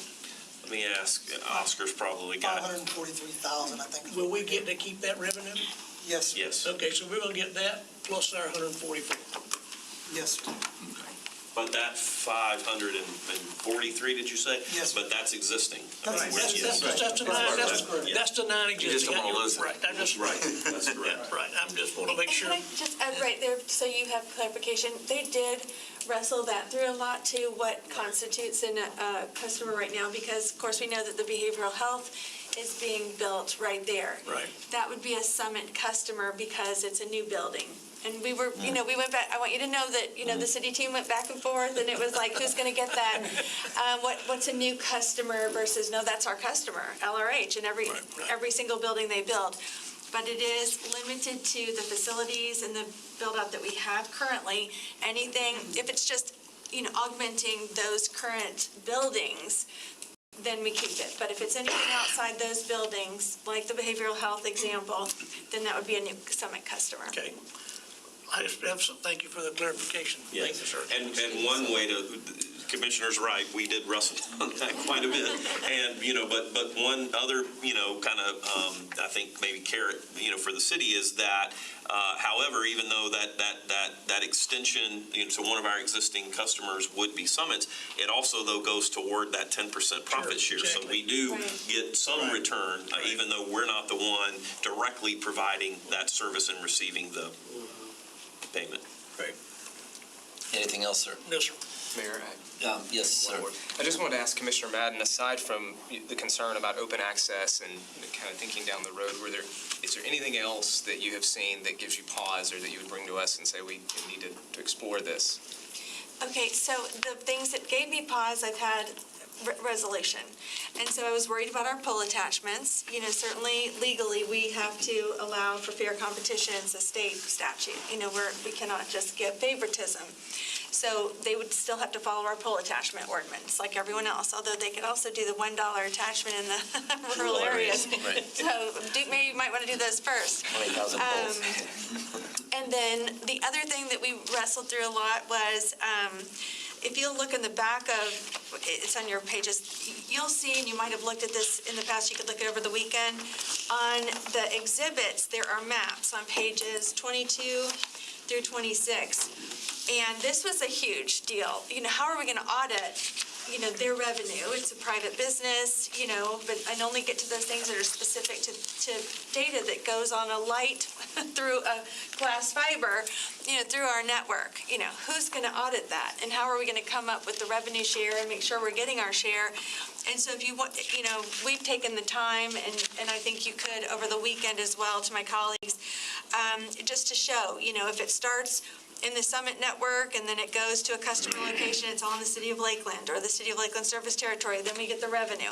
And these little infographics, I think, are very helpful. I mean, as complicated as it seemed when we first started talking about how we were going to determine what went through our network, this is a very beautiful, simple infographic, which I'm a huge fan of infographics, to kind of let you see how they're going to audit that and how we determine what is going through our dark fiber, whether lit or dark, and how we're going to be able to calculate that. And then that we are giving an outside audit, on the city side to make sure that we're, maintaining and keeping our fiber in the manner in which we are contracted. And they are also going to be able to give us an outside audit from the financial perspective on just that internet, the data transfer, so that we know that we're getting our fair share. So that was a concern early on for me. And really, I think that we've touched on all of the things that I was worried about and felt like it was so responsible. Like whenever Commissioner Walker would say, Commissioner Brennan's got this, I'm like,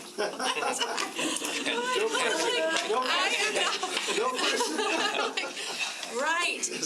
But as soon as I could, get through the delay of trying to go through the audit and find out that we were a little older than we wish we were, we still feel young on the inside sometimes, even as people. I feel like Summit is a fantastic partner.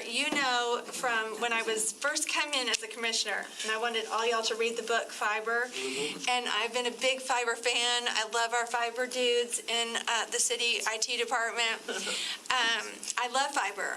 I've looked around at our city, and I'm so glad to hear you say that out loud and in public, how inferior our investment is in Lakeland compared to other places. But if you don't know the technology, you just think, well, I can get on my email and I can watch my webinar. But thankfully, COVID only showcased our need to future-proof, and that we barely have, even in the best places of town, enough to do telework and telehealth and some of the things that we want to do. And so I am really thrilled about the opportunity, and as much as I wanted to start with the things that I felt would be most concerning to my colleagues, because you haven't been for 6 months working and wrangling and wrestling through these points, I am very excited. One of the things I'd mentioned to Kevin early on was, please work with Winter Haven. HIP is so cool, and he is doing so many cool things. And, work with the school board and with the county, and he executed on that and is already, doing great things. And so that's just showcasing Summit's commitment to Central Florida, Polk County in particular, when a lot of providers don't care about Polk County. They would say it's too rural, it's not worth investment, it's why the government is trying to come up with ways to get rural broadband executed. So I feel proud of this partnership. I feel proud of our team and Summit's team and how they've worked together through the process.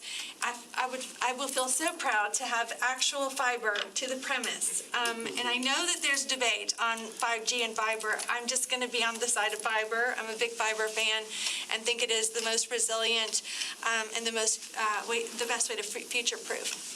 I will say that the last point on the contract, which is basically, I was, trying to make sure we felt like the city's protected and we're fighting for the citizens.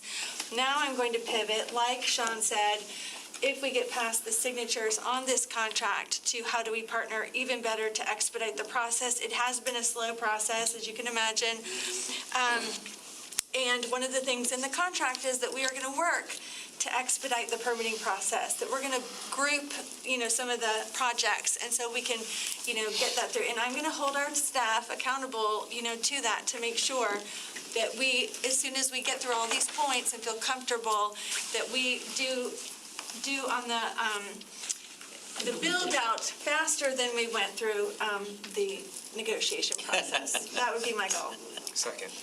Yeah, and that is actually a great point. And one of the things we talked about, and Joel really worked well trying to accommodate us the best, is, as you pointed out, the permitting. That's the long pole in the tent. And we were looking to ways to get like blanket permits. But I think we've got something that's really more of a partnership. You guys assist and help us, but we know the challenges with permitting and permitting agencies, and a lot of times limited resources, but we know how to work through that too as well. And we sit down and we get very specific. One of the things we do is we get in front of your permitting agency and we say, okay, tell us exactly what you want on your certificates of insurance. Tell us what pictures you want for the applications. Tell us what you want us to do for cleanup and restoration. And we work, again, very granular on that level to accelerate that process. So we're excited about it, and I think you've hit on some very good points where we want to come at this with a good communication plan and just start really building as fast as we can. Well, and I think too, Commissioner, the staff will come alongside this, and we are going to see an acceleration in this because it is the tension of getting the contract right. It is the tension of little things like how does the revenue happen when it starts when the communication starts in Orlando and goes to Tampa. But that's what the infographics are for, and that's why that's important, particularly page 32, which shows you it's on their fiber here inside the city, and it comes from outside the city onto their fiber. They don't pay revenue on that, and that's fine if they built it. What we have to recognize is that the significant savings for us that takes place when we have a partner like this, not only are we in the position of their investment accelerating what we accomplish, but we don't do it with capital expenses and more bonds that we have to raise the funds for. There's going to be an operational pickup, obviously, in terms of what Summit performs in terms of capital investment on the O&M side. What have been our O&M expenses historically with respect to fiber today? I'd emailed Gina Jacoby because actually Lakeland Electric pays all of those costs. They reimburse our IT department for it. And she said it's averaged about $1.2 million a year over the last 5 years is what we're paying right now. And so when Joel had put that additional $250 per year estimate up on the screen, that's an estimate of what they think they will be adding in costs each year. And so that's one of the discussions we've had with Joel along the way is for Lakeland Electric, if they're footing the bill for all of this, now they're getting some of the dark fiber, well, they get all the dark fiber monies as they should to offset some of their costs for having this entire network for us. But there's also been some discussion on the 144, and I don't know that Sean's gotten there yet, so we haven't ironed that out yet, but how much of that goes back to LE to offset some of their additional costs above what they're already paying every year, and that, could include the 10%. So that's something we'll talk about down the road. That's a second But negotiation. I'm trying to make sure that all of you understand all of the inner workings of this, and it may not just be let's say, a general fund windfall right off the bat, because like Electric and its customers are going to incur that additional $250. And Mayor, I'm so glad, thank you so much for bringing that up. That was a huge topic at one of our meetings, because I was assuming that would just go right back into the fiber, bucket. To me, that made sense for Internet of Things and for all the reasons why we need to have this infrastructure and this network. But it really will go into the general fund, but we'll have to then give it back to LE to make sure that it goes back to fiber. We'd have to make some kind of, the city commission would have to direct that to have it happen, right? It's not naturally going to go into a fiber fund for LE. Well, the accounting behind the scene, that's something that we'll work out with Sean. And ultimately, you'll tell us through Sean how you want to see us operate long-term. As far as the accounting goes, we'll work that out with LE and Sean. Yes, ma'am. Two more comments I'd like to make. One is that although I am appreciative of the digital divide investment of $20,000, that's a small amount of money to spend on digital divide. We can buy that and switch someplace, somewhere and be done. So I would hope that you'd keep track of a greater amount of investment that you'd show us at the end of the year, and that because of that being so important. And of course, we're interested in that as well. And as we can work with HB Holmes and others, we want to continue to do so. Understood. And just to add to that, Mayor, and I didn't share this, our investor, the founder, David Green, he actually resides in Florida and has put an enormous initiative on his portfolio companies, us, as this baby, because we're right next door to him. I literally live down the street from him, on these ESG initiatives. Okay. Very important focus and facet that the investors are also driving for us. So I think you're going to see a Good. lot more, to your point. Good, and I wouldn't hold it in the negotiation, but I would love to witness the robustness of investment as you move into that ESG.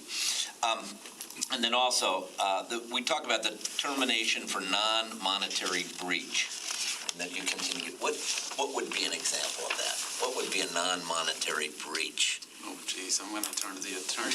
Well, I mean, it could be anything from if there was some kind of a damage that claim on our fiber network that they were responsible for that they didn't fix, something along those lines. I mean, it could be anything under the sun, but in that respect, the city still reserves the right to, take any other legal action that we would need to address that. So that's just one example. And there's a list, Ramona, it's like acts of God, terrorism. If you have private right-of-way that you can use now, and then all of a sudden that's sold and you don't have use of that right-of-way, there's a lot of things that can cause. That's associated with the force majeure type clause. All right, very good. Then the last comment I want to make is that although we have a lot of fiber to run, and there's distance involved in that you have to run in the process of this, we also have surprisingly some areas very near downtown in the 801 area and 803 area that have horrible speed and service that I know there's going to want to be some near us investments made, and you'll look at this as you look at these allocations and opportunities, but it is surprising to me that close by that we have, particularly in the residential areas, if you take our historic area just on the south side of Lake Morton, that have just very slow service that can't be enhanced very, very well. So, this is an exciting opportunity for all of us. If this is approved, we have the opportunity not only to gain more speed, to be future-proofed, which is an imperative, to reduce some of the exposure and expense we would have had as a city on our own in terms of what we have in place, and then to gain a partner that can help make it possible for us to gain revenue instead of our having to make stronger long-term investments. So we compliment you on the negotiations, working together, and the opportunity that you provided for us. Thank you. Thank you. Any other questions or comments? All right, I hope your next item isn't this one. It's a good discussion. Commissioner McCarley, yes. Yeah, I'm going to say quickly, thank you to Kevin and to Commissioner Madden and to everyone and the staff for working so diligently on this. Unfortunately, I'm going to miss Tuesday's vote, but after hearing everything today, I'm full support. I think, Sean, your team has done a great job, and Kevin, you guys have too. We're lucky to have you in Lakeland. So thanks to everyone. Thanks, Commissioner Madden, for taking the lead on this. I really appreciate it. Hear, hear. Thank you. Thank you. All right, your next item. Okay. You forget where we are. We are 6C2. 62, okay, good. This is a public service funding recommendation. Each year, the city awards the CDBG funds through a competitive process to nonprofit public agencies that serve persons and households at 80% and below the area median income. The annual allocation of that is capped at 15% of CDBG funds. In addition, the city's general fund allocates another $100,000 to benefit these agencies. This year, the city received approximately 26 applications for requested funding, and unfortunately, of course, that the funding exceeds the amount, or requested funding exceeds the amount of funding available. So, in essence, they're a public services subcommittee consisting of 4 city staff members and 3 members of the Affordable Housing Advisory Committee met to rank the applications for the funding requests And those programs and respective funding levels are attached to the memo for your review. You'll see the different agencies and the amount of the funding. So they're asking for the city commission to approve that recommendation. So discussion on this by commissioners. Commissioner Walker. Thank you, Mr. Mayor. Ms. Gibson, anyone that normally would receive, as we have over the years, that got denied this time around. I just ask because I look at the list and I'm thinking, oh, really? Because I know they're very repetitive as far as the agencies that make the applications, but anybody that we normally would receive support, have given support that maybe not gotten it this time, that you can think of? And just looking at the list, I really can't say, but I just want to give you a little background. Okay. So you're going to broaden this. Okay, and I'm going to date myself because this goes back to where we had two applications processes, one for CDBG and one for general fund. So the folks were asked to apply twice. So probably, I'm not sure, it was 5, 6, 7, 8 years ago, we combined those two application processes. So in doing that, our planning and housing staff took over the general fund part. And at that time, general fund only had $80,000. So it has increased up to $100,000. But what we did was we tried to do the best practice, and what we did is we modeled it by CDBG, Community Development Block Grant, which puts it into categories. And with doing that, those grants wants you to quantify pretty much the folks you're serving, and we have to collect demographics. So over a period of time, we have kind of combined the general fund and the CDBG, and what we look at pretty much is do they complement, of course, helping our seniors and our youth and our low income, pretty much. And I would just say that the minimum amount that you can apply for and be awarded is $1,000, and the maximum amount is $30,000. Right. And as you notice, most of the folks apply for $30,000. Yeah. So you can't receive partial funding because what we can do is we can choose out of what you've asked for what the subcommittee recommended. So that's what we're looking at. So just to let you know, it is a toss-up on who gets it and who don't, because it goes to, we accept subcommittee, we accept members from the Affordable Housing Advisory Committee who wants to look at the 26 applications and go through the process of squeezing a request of $100,000 or $200,000 from those $60,000 requests. So it takes some time to do that. And so what you see before you, of course, is the CDBG, the 15%. And included in that is the 6% that has been set aside for the Parks and Rec Department. And then $100,000, the general fund folks. So that's what you're looking at. You're looking at two pots from the original Affordable Action Plan.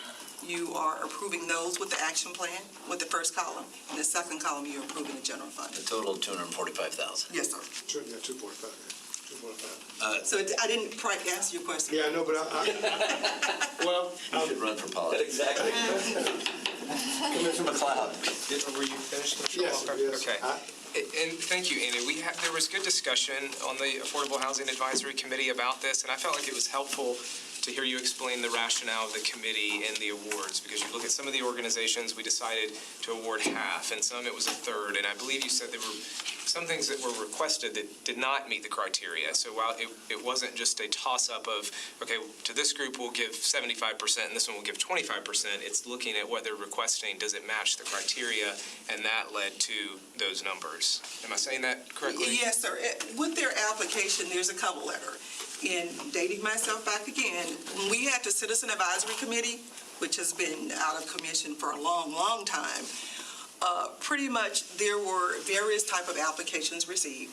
So at that time, they pretty much said, okay, instead of supporting stuff like a purchase of a vehicle, insurance for a vehicle, cash stipends, items like that, we took those out of the application process. So those were ineligible activities.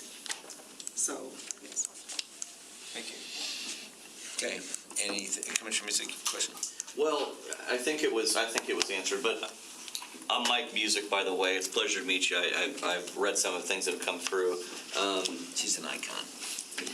Well, yeah, and been around from what I hear here. I didn't want to say that, but no, this is very appreciative. I thank you for all this. I would, so if I understand this correctly, when the applications come through, as I read on the first page here, your team of 7 goes through all these, is that how I understand it correctly? Yes. And then basically there's a criteria if they meet that, and then there's an amount of funds that are allocated that you guys, based on that, disperse that. Is that understand correctly? So from the Affordable Housing Advisory Committee, it's about 9 or 10 folks on that committee. So we ask for volunteers. Okay.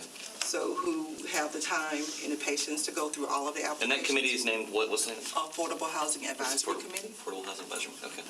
So we received 4 members that volunteered and 1 could not make it.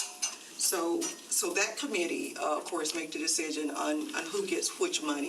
So we had 3 rounds. The first round is that they read all the applications. We go through each and every one of them. And then pretty much what they say, okay, is I want to fund this committee, I want to fund this agency, I want to partially fund, or, 0. And then the next round, they will put a number to those agencies, because we have to narrow it down to a pot of money.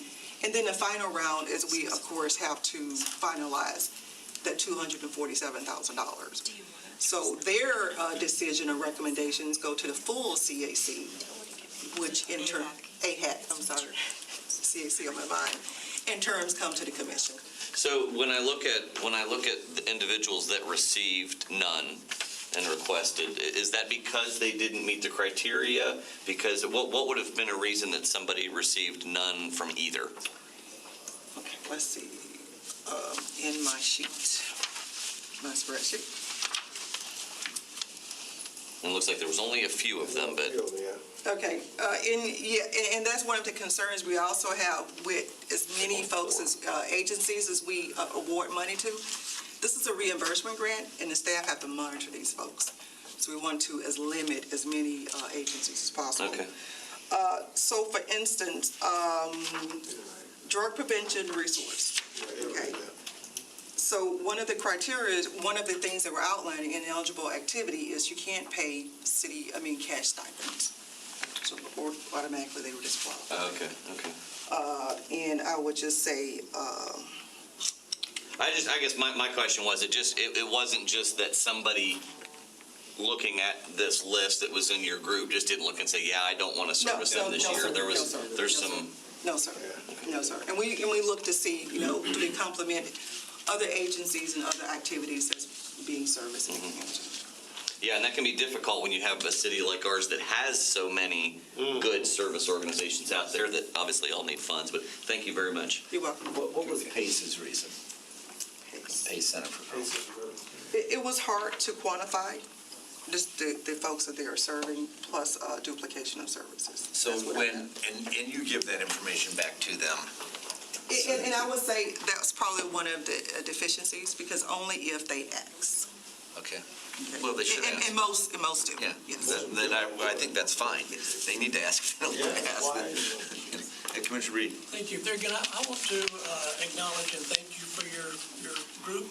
Thank you. This was something that we used to do years ago, and it took that burden off of us. And y'all had a chance to vet these groups a lot better than we could, and again, it got somewhat political a little bit maybe, but. Remove an emotional coefficient. Yeah, it was, to answer Mike's question, that kind of gave us a little bit of prehistory there. Thank you. And Mike, I was just going to say, Commissioner Music, it's a good question. I'm our rep on the Affordable Housing Advisory Committee. I'm not on that subcommittee of selecting these groups, but several of us had similar questions about, well, why did they receive less than another organization, or $0? And it was helpful for Annie to explain the process and the criteria. I think there is some art to it. It may not be an exact science, but that there is consideration, thought, and there's a process to try and arrive at those numbers. But I can see how, just looking at the spreadsheet, it's difficult. You don't see that. You don't see everything that went into it. So, thank you. Thank you. All right, for purposes of our next section, which is utility, and because it's 10:15 and our utility committee meeting starts at 11, and because we'll go through all 7 of these items in the utility committee, and because Mr. Beckham set the precedent this morning by being here ahead of everyone else, I don't want to disregard it, but we might want to pick up just going through what each of the points would be as a quick overview, and then take a break before the utility committee meeting and go into greater depth then. I just apologize to those of you who have been patient as a result. Is that okay? Okay, so why don't you just run through? Yeah, so the first item, the agreement with Distrans Steel. This is for the purchase of structural steel for the Bridgewater substation to construct the 12 kV distribution bus structures and feeder circuit connections. The city's purchasing department issued an invitation to bid. We received responses from 7 vendors. Distran had the lowest cost at $107,561. Again, this is only for the steel itself, and the fabrication and the assembly will be done by Lakeland Electric personnel. When they receive it 2 years from now. Yeah, and how are we doing on steel prices? I mean, they're still sky high. Did you look at the range? Look at the range in it. Any chance of that coming down? I don't know if we have staff. Wood futures are down. That's what I noticed. I noticed lumber was going down, so I'm like, well, is steel going to come down too? Well, it can't go up. Okay, number 2. Okay, and that one is on consent, because that's a standard purchase if you all are agreeable to leaving it on consent. Right. Okay. The second item is approval of ranked engineering firms and authority to negotiate an agreement for the relocation of the city's gas pipeline. This is again as a result of the relocation. We're moving that gas pipeline out of FDOT's right-of-way due to the State Road 33 widening project. What you have here is just the engineering and construction management work. We went through the CCNA process. 9 firms responded to the city's RFQ. We had a selection committee review all the proposals, and what you see here are the 9 firms ranked in the order as they're listed in the memo before you, and we are asking for authority to go ahead and negotiate with AECOM Technical Services, Inc. Okay. Next. And that's on consent as well, if you're agreeable to keeping that there. Okay, the third item is a task authorization with Geosyntec Consultants for engineering and permitting support. This task authorization deals with McIntosh Power Plant site conditions of certification permit. Specifically, modifications to the permit will require a topographic survey review, ecological surveys, stormwater calculations, and engineering plans that show final work with regard to grading and stabilization of the existing stormwater ponds. This project is being conducted in accordance with compliance with state and federal regulations. Geosyntec will be performing the services related to this in accordance with the terms and conditions contained in their continuing environmental consulting services contract. The total cost, not to exceed cost, is $188,850, and that is included in Lakeland Electric's FY 2021 budget. Any questions on that one? Okay. All right, the next item is agreement with GPI Geospatial for aerial LiDAR services. This is in conjunction with Lakeland Electric's 230 kV and 69 kV transmission lines. The high resolution photos that will result from the survey will provide Lakeland Electric with as-built models of LE's transmission lines to verify clearances of existing facilities, SAGs, and basically provide overall documentation support to comply with NERC standards for facility ratings.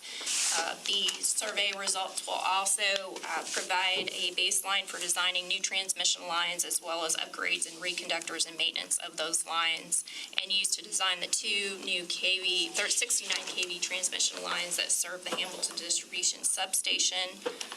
The estimated cost of services is $118,635, and that is included in LE's FY21-22 budget. Is this something that ever moves to drones, do you think, or will it always remain planes? There's some. I'm from Lakeland, Brian Solomon. Right now, the technology to get the high resolution that we need, the laser system and the photography and everything is a very large package that they have to mount on either a helicopter or a fixed wing aircraft. But as with technology, things get smaller and smaller. There are LiDAR packages that can fit on drones. It's just not powerful enough, doesn't give you a high enough resolution for this kind of work yet. So it's too risky not to do it that way today? Yes. But on a longer term basis, because you would think it might cut costs? Yeah, it will be moving that way in the future, but I don't think it's quite there yet.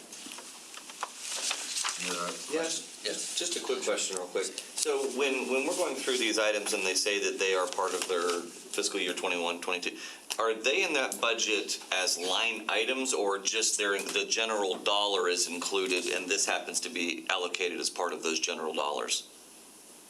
Meaning, do they have the foresight to say, hey, we need this money set aside because we didn't have the budget back yet or the numbers on what the quotes I would believe be? the answer is yes. Okay.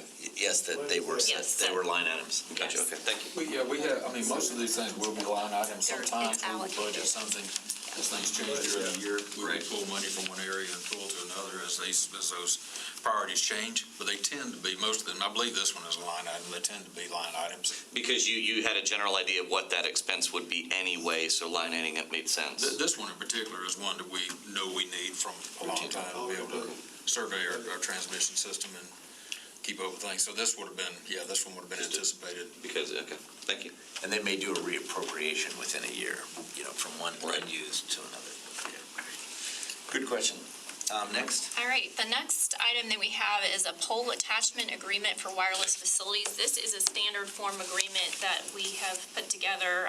Cindy Clemens has been instrumental in working with us to kind of have something. I believe you saw back in November, the City Commission approved the attachment rates for the wireless communication facilities.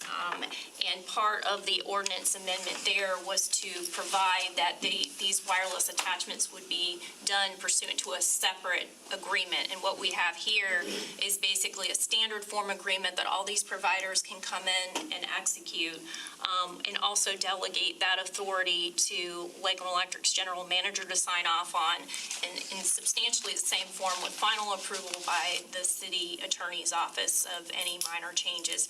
That way, this will expedite matters for folks, providers that want to utilize our poles. So it wouldn't be something where we'd have to come before the commission each and every time to get approval of that agreement. Can it be overridden by the state if they ever do? Well, the legislation with the state is a moving target. And so we anticipate, more changes coming next year, as you've seen with the recent legislation with the promotional rates for broadband providers as well. So this is something that we would keep an eye on, and we may have to modify it accordingly. And if something comes down from the state where we would have to come back, we would obviously come back to the commission for approval if this looks substantially different or substantial changes with regard to that. But at least you have provided a standard contract to Correct. move forward with those that want to come in and attach. So it'll be a very standardized process. The contract also has an application that is attached to that. And the rates will be all in accordance with. Any comments on this? It's been a long time coming. We do have some small vendors that are interested. So I'm excited that we can get this, through the commission process and then start working with these small vendors to get some wireless attachments. So that'll be exciting. Commissioner Reed. Thank you. Is this a per attachment type thing? Is it a reoccurring charge for every year? Because I know, okay, so they pay us $225 per pole per Per year. pole, per year, and the light poles are a little less. Right. Just because the maintenance and the cost for a light pole is less than a utility pole. Okay. Okay. Because I didn't know if they took it down and put it back up, if that was a separate charge, but it's every year, okay. Every year, yeah, and they should keep, I mean, it's very typical, like with the cable attachment, the same kind of, philosophy of how it's charged. And we have a formula, a very clear formula that shows where the charge comes from. So I think that, and that protects us in a way that, we're not making money on this. This is not a revenue opportunity. This is just us providing the best for our community and working with vendors to do it. And I would say the other thing too, and I remember Commissioner Matt had said earlier that, with FCC, we have to be fair. We cannot obstruct any competition. So this also helps us in that manner by having a general agreement that everyone signs. We're not prohibiting one from getting something that another one does. So that's why I feel really good about this agreement. If there are two attachments on a pole, do they pay twice? I mean, two things? Or is it just, that's not a case? I think that, so the technology, there's so many different kinds. So we would definitely look at it. But I would say, whatever it is, it's going to be considered one attachment. Even if maybe there's like two sets of screws to put it on there, it's considered one attachment, yeah. Other questions, Commissioner Madden? So, Cindy, could you clarify, I know, I've been really focused more on the pricing, but initially, we had talks about aesthetics and design, and that going through Community Development Department, that they had created a design. Could you speak to that, A? And then, is this B saying that permitting is going to go direct to Ellie and not through Community Development Department? We will partner with them for the permitting. That is a process that we're going to do hand in hand because we are relying on the community development aesthetic rules that they created, and they created them well before any of this even became reality. So that was a good thinking on their behalf. So I was able just to incorporate that into this agreement. So we'll follow their guidance on aesthetics. We will partner with them on the permitting. And, I do think that's probably going to be one of the biggest concerns that we have at Lakeland Electric and in community development, if I can speak on their behalf, because we want to ensure that when they're installed, they're not just slapping up, boxes without any thought process behind it. And we have learned from other partners across the United States that there are ways to really make sure that these are done in a way that sometimes you can't even see them. And we're willing to put that effort into it. And I think that at this point in time, the legislation at the state level is going to allow us to have that flexibility to work on the aesthetics. That could be taken away from us at some point in some legislative language. Of course, we would fight that. And I think that's probably when we had the session and we were looking at what was being presented. That was my biggest concern, was being unable to argue our aesthetic needs. So we'll watch that closely, but right now we're in a really good place. Community development has a great policy in place that we're going to adhere to. So hopefully it'll go ahead as we would like it for now and monitor for the future. Great, that's wonderful.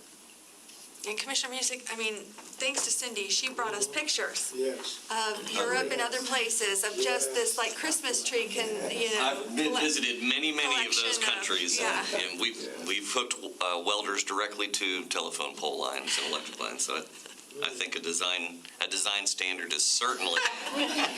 And you didn't pay for that electricity either. Didn't get killed either. So. That's right. All right, next item.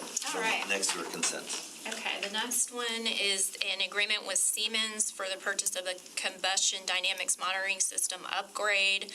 This is the component for Unit 5 that is turbine protection equipment that functions to limit power when abnormal combustion is detected. The original CDMS was installed as part of the T3000 system update, and those parts are now coming to the point of being obsolete and no longer supported, which will require replacement. Siemens is the original equipment manufacturer of this and was approved as a sole source vendor by our purchasing department.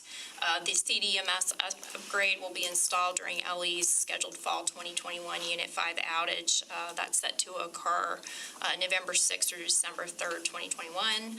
The total cost includes equipment, the installation and setup, and it is $83,370.92. That is included in Lakeland Electric's FY22 budget, subject to the City Commission approval of that budget. And that's like a no options deal, you know. And the next? The last. All right. The last item that we have is a task authorization with Trinity Consultants for air permitting of new engines at the McIntosh Power Plant. This is to provide consulting services to assist LE with the air permitting of the 6 RICE engines, which hopefully you'll be seeing that agreement for the new engines at the first meeting in August. But this is needed to be in place so they can do the permit review and assist with that.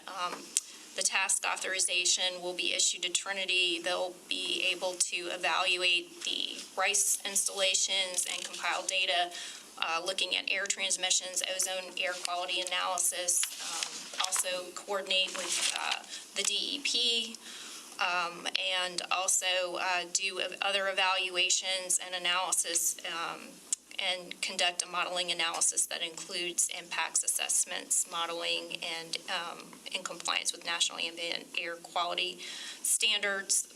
This is in accordance with the city's continuing contract for environmental consulting services.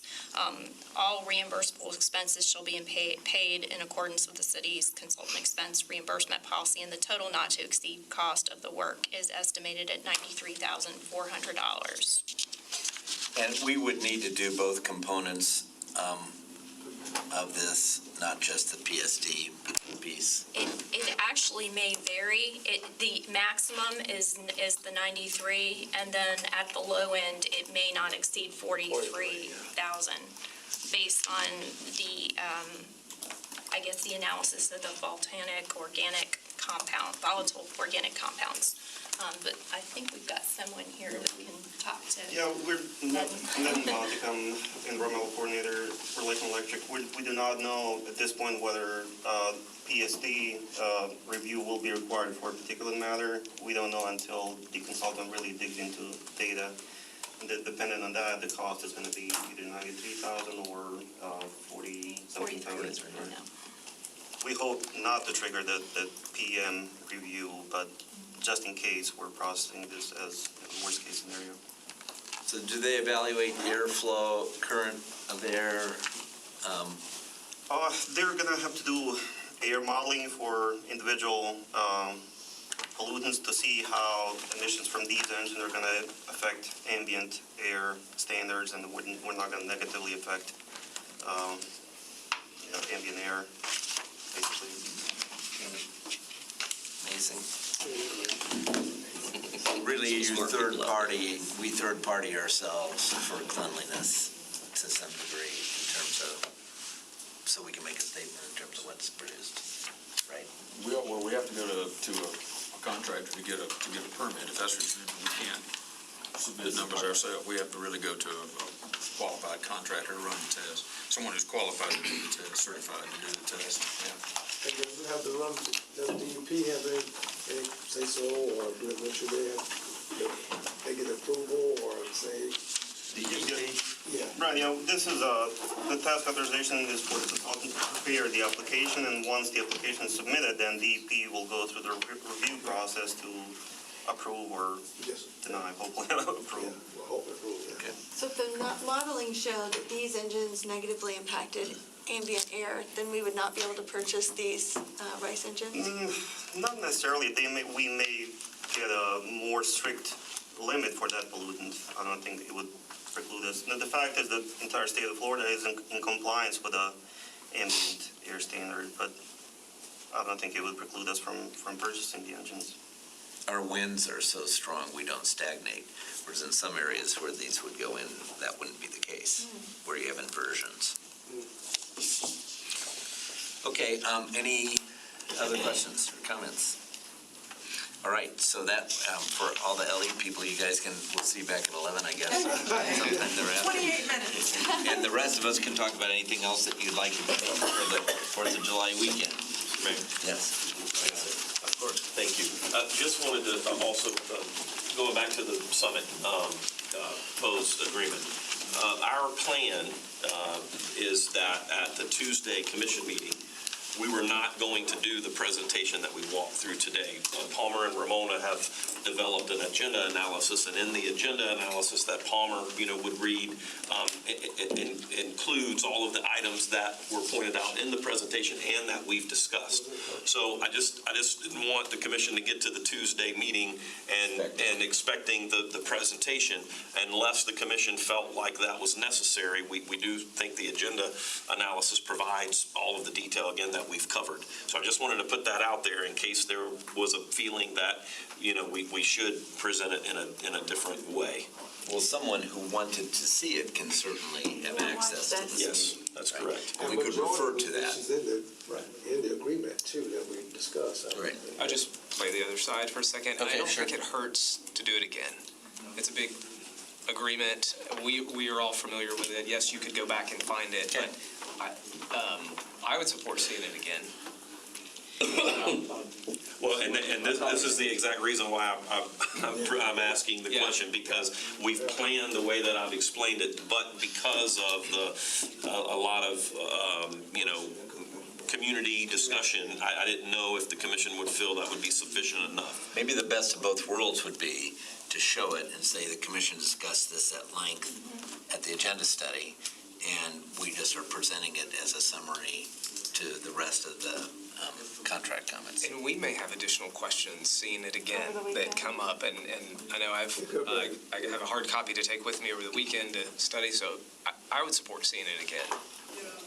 Sean, you did a really good job. I mean, Yeah, when you've heard something before, you're like, I wish I could hear it for the first time to make sure I feel like this sounds, but I feel like, do you all feel, I felt like the way he went through, because I feel like it's important for the community to know that our team is advocating on behalf of the citizens and the city.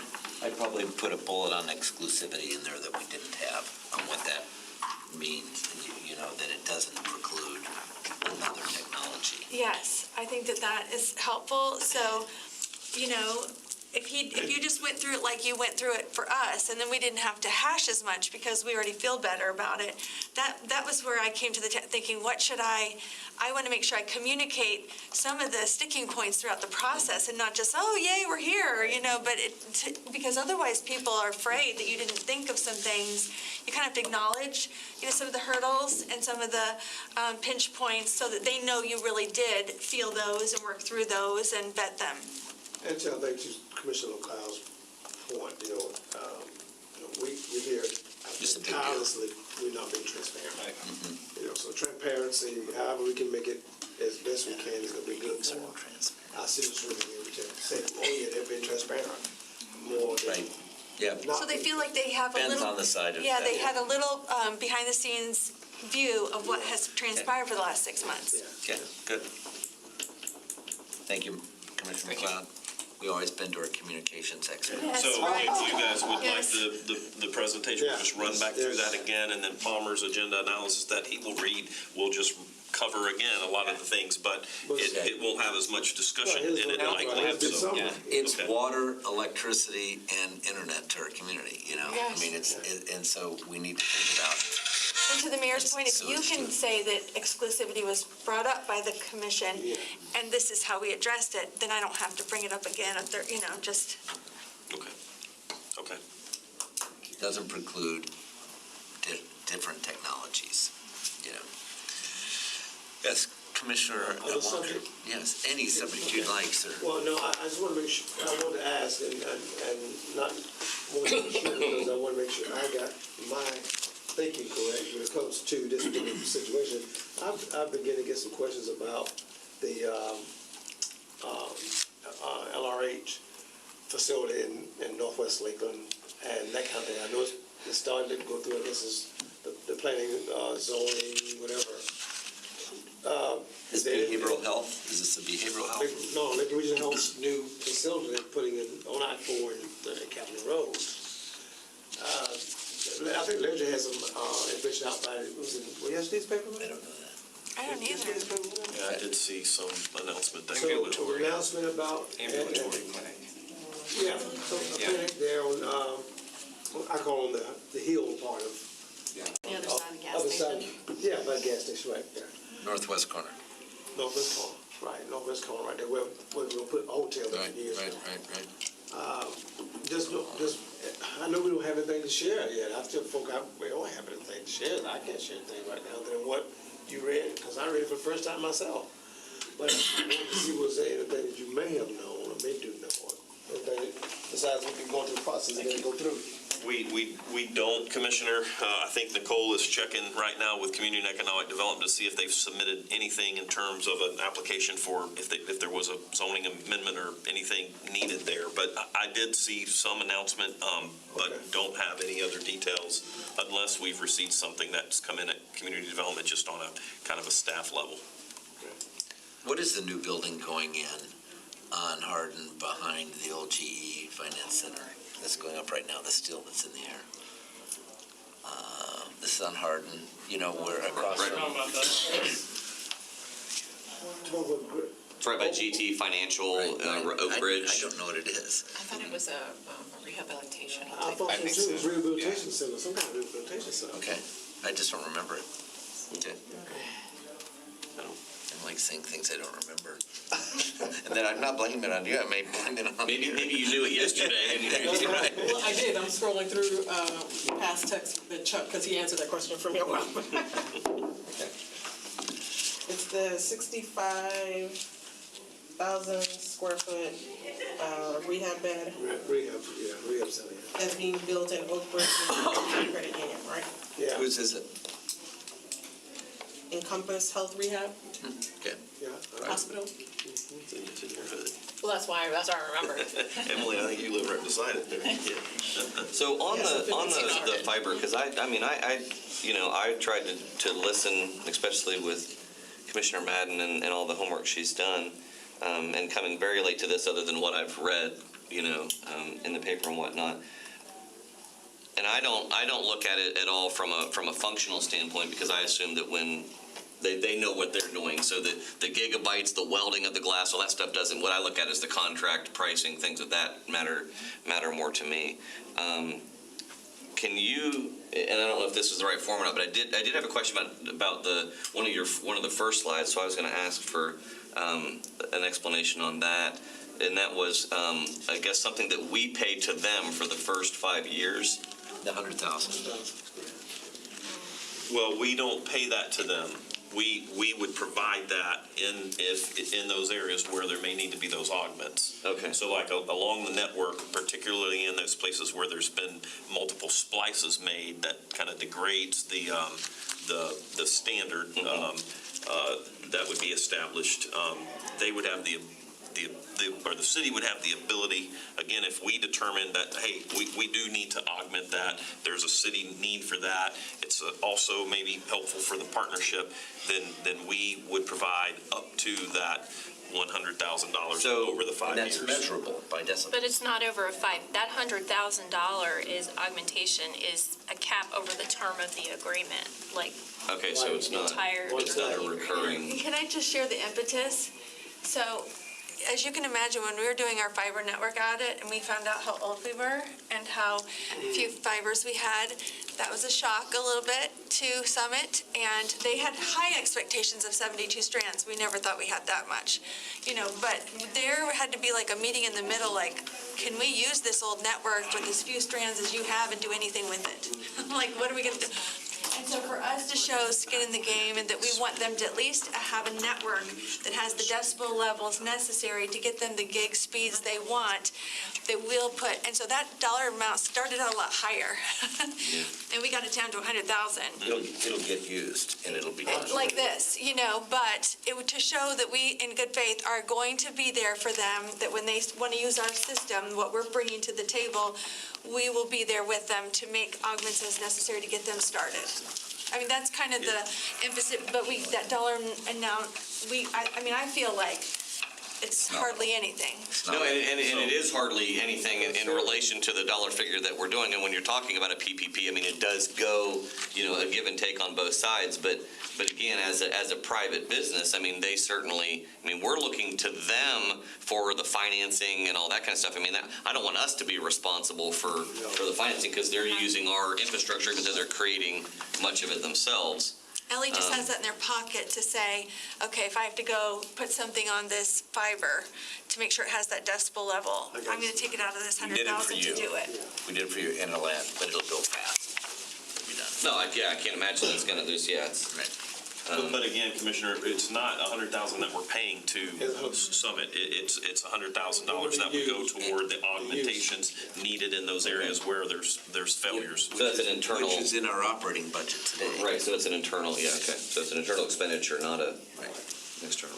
And then the 250,000 is more labor costs of just like, to Mike's point, we already do that, and we have a dollar point. They had to guess how much additional, labor and this would take to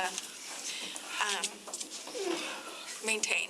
So, and then another one that when you were talking about, and it said that the city gets, I guess, 2 fibers or something like that. Can you explain that to me? Because if we're talking as antiquated as the system is, what good does 2 fibers do us? Well, two fiber, there are needs that the city has and already accommodates for through the existing network. Right. And so now in areas where we have a larger number of fibers available, then the 30% will net us more than the 2. Okay. But in the areas where we're constrained, we will get at least 2. Okay, so the 2 would be the minimum. Yes. Mike, think about this. Think about your plumbing, right? So if you said you can have my house and you have plumbing, if I have to update that plumbing with PVC, that's not a new system. That's the existing system upgraded. And so that upgraded system where we make augments, like put new pipes, so to speak, that will have more capacity when it's new rather than when it's old now. So Sure, but that also goes back to a triple net lease. Who's paying for that? We'll Right? get to keep it, though. That's the question is, yes,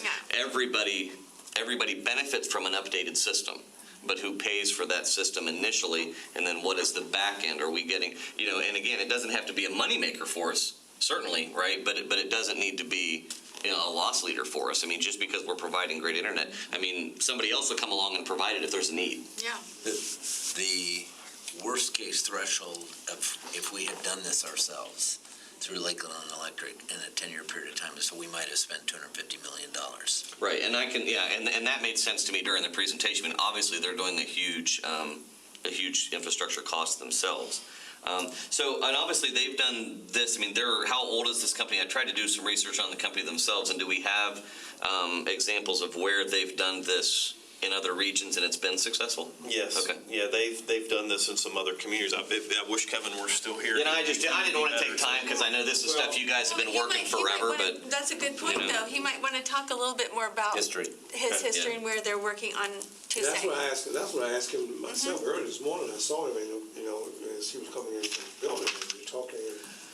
That's great to bring that up. About, comparisons in other municipalities, because he mentioned all the places they've been and doing what's going on, so. Yeah, that's an excellent. I believe they're in Orlando. I think early on in the negotiations, they talked about the fact that they're got a heavy footprint in Orlando. That made us attractive because we're in close proximity. If they were acquired, that was my next question. All these contracts. My next question was, this industry buys and sells all the time, so. And it's assignable, but only with our consent. Yeah.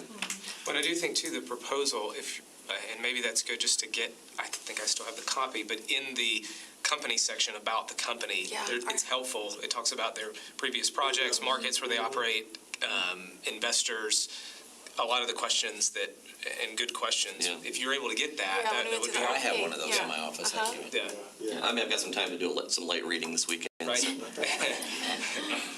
Let me quickly bring you up to date too about LHCC, because I think if you've been around the main library campus, construction's still going on, but we're well ahead of schedule in the sense of the cultural center. The LHCC, I call it Lakeland History Culture Center. As of date, because of course the former commissioner, as you know, John Salvage and former Mayor Fields and myself, primarily been the ones going out to to different groups, talking to different groups about the fundraising element, which we're in now.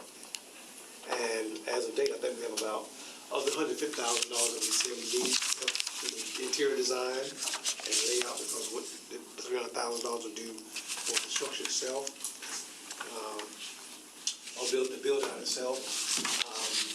Right now, I think we have about $73,000 already. What that pension mark, when you think about it, we've been involved with that, fundraising elements since about February, March. And we have 73,000 plus now. Great. And now we're starting to go to what we call a corporate kind of ask. And we have got pledges already of $130,000 for corporate. So. Thank you, Music Construction. So yes, you can. I just did a tour of the facility though, by the way. And it was. Build your motive. It was, yeah. So I think what probably would happen here, once we get that going, I was gonna ask, to have a presentation to Commissioner Holmes, because we just had the interior design consultants, we met with them to see what the depicting or how it may look, what we make, how it's gonna lay out come early next year. We're looking at a date for what we call a gala, to have a grand opening kind of a thing. I think you all will be very well pleased, and I thank you all again, my colleagues, for having us get involved in this project. It's amazing how big the library looks when there's nothing in it. Yes, I mean, you just go with all those banks and stuff. It's really going to be pretty sharp. So we know that with the community, we have community buy-in. Now, as far as the capturing of those who may have given and donate, anyone, whatever you've given, if it's been $5, and we've had some people to give as minimum as 50. Maybe haven't been under 50, maybe 25, I'm not mistaken. But those, in order to have your name, what we call the charter member, a charter kind of member, kind of wall, you have to have a minimum, you have to give at least a minimum of 500 to be on that particular wall, which would be in the actual gallery, as we said. But there's going to be a rolling kind of a thing, lack of a better word, to show anyone who, for whatever amount they may have given, because we want to make sure the community itself gave, and we can show, either you may have given your 25, or you may have given your 50, or your 100, your name is going to be on this list that continue to just play out, showing that. But in order to get on the wall itself, there's a minimum of $500 to be able to, that you have to actually donate, and that's from 500 up to, I think it's about like 5,000. So after everybody's back from summer, maybe we do a September update. That'd be good. And then the opportunities, so that it would just be part of what. Yeah. Could we move that to October? Or just thinking through the budget? I apologize. October. Yeah. When's your gala gonna be? What gala? I thought you said a gala. Oh, the gala is a grand opening of the actual center. That's going to be next year. It's not fundraising. It's like an opening. No, that's the opening of the actual event. I was thinking there was an event. No, it's going to be like February, March. Okay. They were looking at Plenty February. of time then. So, sir, October would be great. Beautiful. Thank you. I'm going to change subjects a minute. On the weather, obviously, it looks like Tuesday we may get hit with a storm, or city of Lakeland ready. Is it increasing? Has anybody looked at the weather? I didn't look at it this morning. Turned into a hurricane while we've been in here. Yeah, we're in the cold. Sounds about right. Boy, it's good bad. Yeah, that's what it looks like. We are monitoring that and receiving updated emails from the county based, with all the projected tracks and stuff. And we had, I know this past week, Lakeland Electric did a walkthrough of if we had to call in mutual aid and where we would house them and feed them and all of that. And we've had, staff working on, making sure we'll be prepared and are prepared to stand up our emergency operations center. Now that's been moved over to Lakeland Electric 1A and 1B. And so we're tracking along if we were to need to declare an emergency in. If it were to hit here Tuesday morning, I guess we'll still have our meeting. Are you gonna notice that we won't have a meeting, or what was that when we get By there? rain, sleet, snow, we're like mail people. This is probably a pretty safe building. I wouldn't, but the general public may not make it here. Well, you have to be able to drive here. Just threw a I'll sheet pick you on up. a raft. I'll pick you up, don't worry about it. What? Ride your bike. That's a Florida native right there. As a roofer, man, we start watching these things out in the middle of nowhere, and I'm just tired. I'm like, you know what? The day it gets here, I'll do something. Man, these things and the spaghetti models will just. They're all over. True. If we knew, they could go play the lotto, right? We I are mean, grateful for Noah being in our community Certainly. and great oceanic advice. But at the end of the day, I mean, how many have come and, kissed the side and then just turned and gone somewhere else? So. But you'll text us over the week because we'll be a little distracted this weekend with the festivities. So text us if we need to. Red, not- white, and I'm not going to be watching the news all Saturday. weekend. Saturday night. 6 to 9. Let's take a break. I'll watch this game. Early break. I went as long as I could.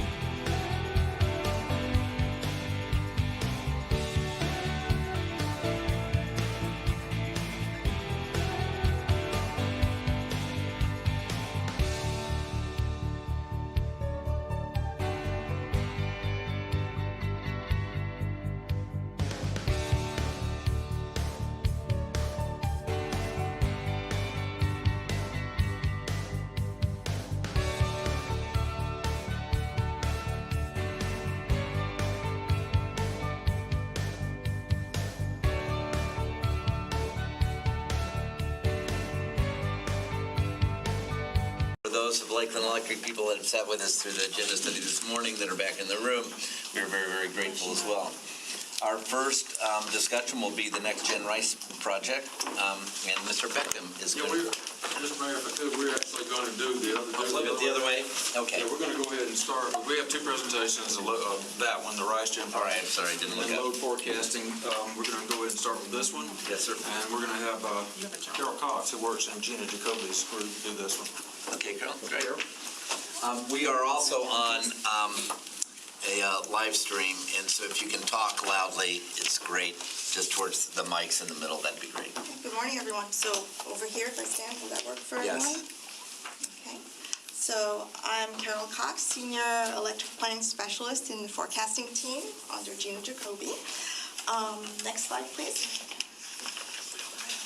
So to just introduce our team a little bit, we are a team of two, myself, and then also an electric utility analyst, Gary Lingle. What we normally do is we generate, we maintain historical monthly billed electric consumption and weather data. We generate weather normalized monthly sales models. We generate forecasts of monthly customer sales, total load, and peak demand. And our data is used for budgeting, for system planning, and regulatory reporting. Now, during COVID, we took on another role. We needed to provide more timely information, more timely than once a month, so we started using hourly smart meter reads and aggregated them to generate daily weather normalized sales statistics by customer class. Next slide, please. So the good news is, overall, starting in March 2020, total electric sales were minimally impacted by COVID-related lockdowns because the drop in commercial industrial sales was mitigated by an increase in residential sales. And as businesses were allowed to reopen, commercial and industrial sales started recovering while residential sales have stayed above average. And the chart, the table below shows how sales growth has been relative to fiscal year 2019 as a benchmark year, pre-COVID benchmark. Next slide, please. So this table's busy. I'm going to try to give a breakdown of what it's showing. So first of all, I want to introduce to you the concept of building type, which is what the United States Energy Information Administration uses to categorize, to group buildings by consumption. And so in the chart, manufacturing is the main industrial building type. And an example of manufacturing would be food manufacturing. So we don't have a pointer, so I'll be pointing here. But if you look at March 2020, I'm showing you the percent growth relative to the index year of 2019. And so in March 2020, we had about 7% growth relative to March 2019. And then in March 2021, there was a 20% growth relative to March 2019. Now, on the other end of this chart, if you look at assembly, and assembly is recreational venues and churches, and I have in the appendix a definition of all the commercial building types, including assembly.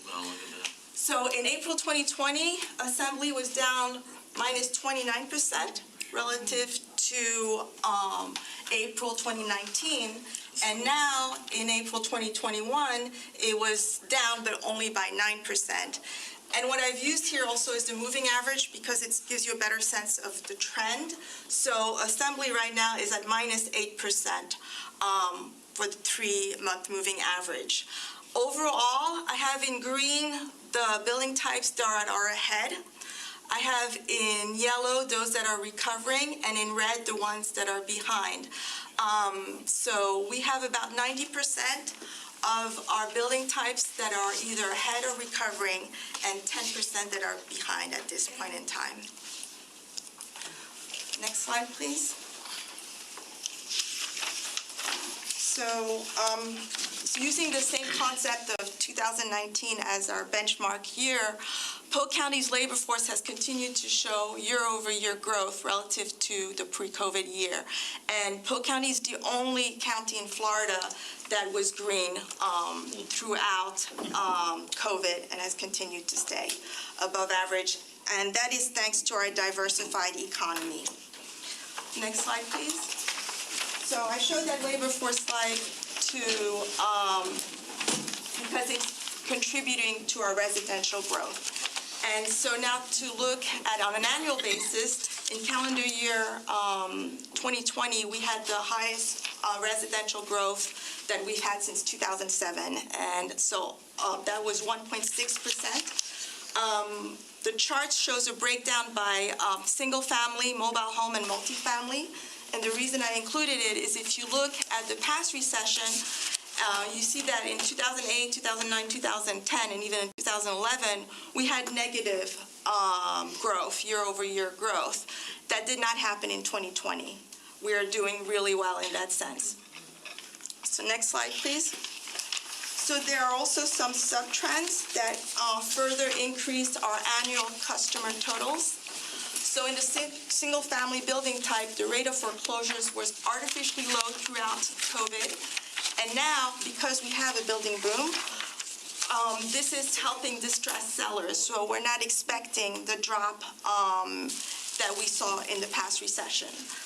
In the multifamily sector, the moratorium on evictions kept vacancies low. And now families that cannot find homes to buy yet are likely to keep vacancies low even after the moratorium expires. And finally, mobile homes. Mobile homes is a category where a lot of our snowbirds stay. So typically, if you look at the chart, you'll see a dip, and 2019 is in blue in that chart, and you'll see how in the summer months we have a dip in the counts, in the mobile home counts. In March, in 2020, we had a change in behavior.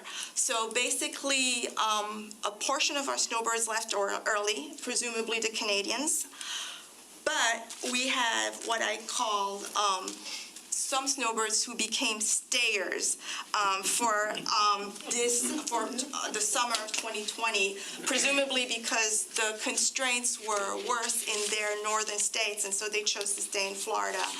And we're expecting that to happen again this year. Yes, so it's starting, and we're expecting that to continue through the summer. So, so those are things that have helped us, that are short-term trends that may not necessarily continue in the long term, but something to be aware of. Next slide, please. So just to temper expectations a little further, so as I said, there are short-term trends.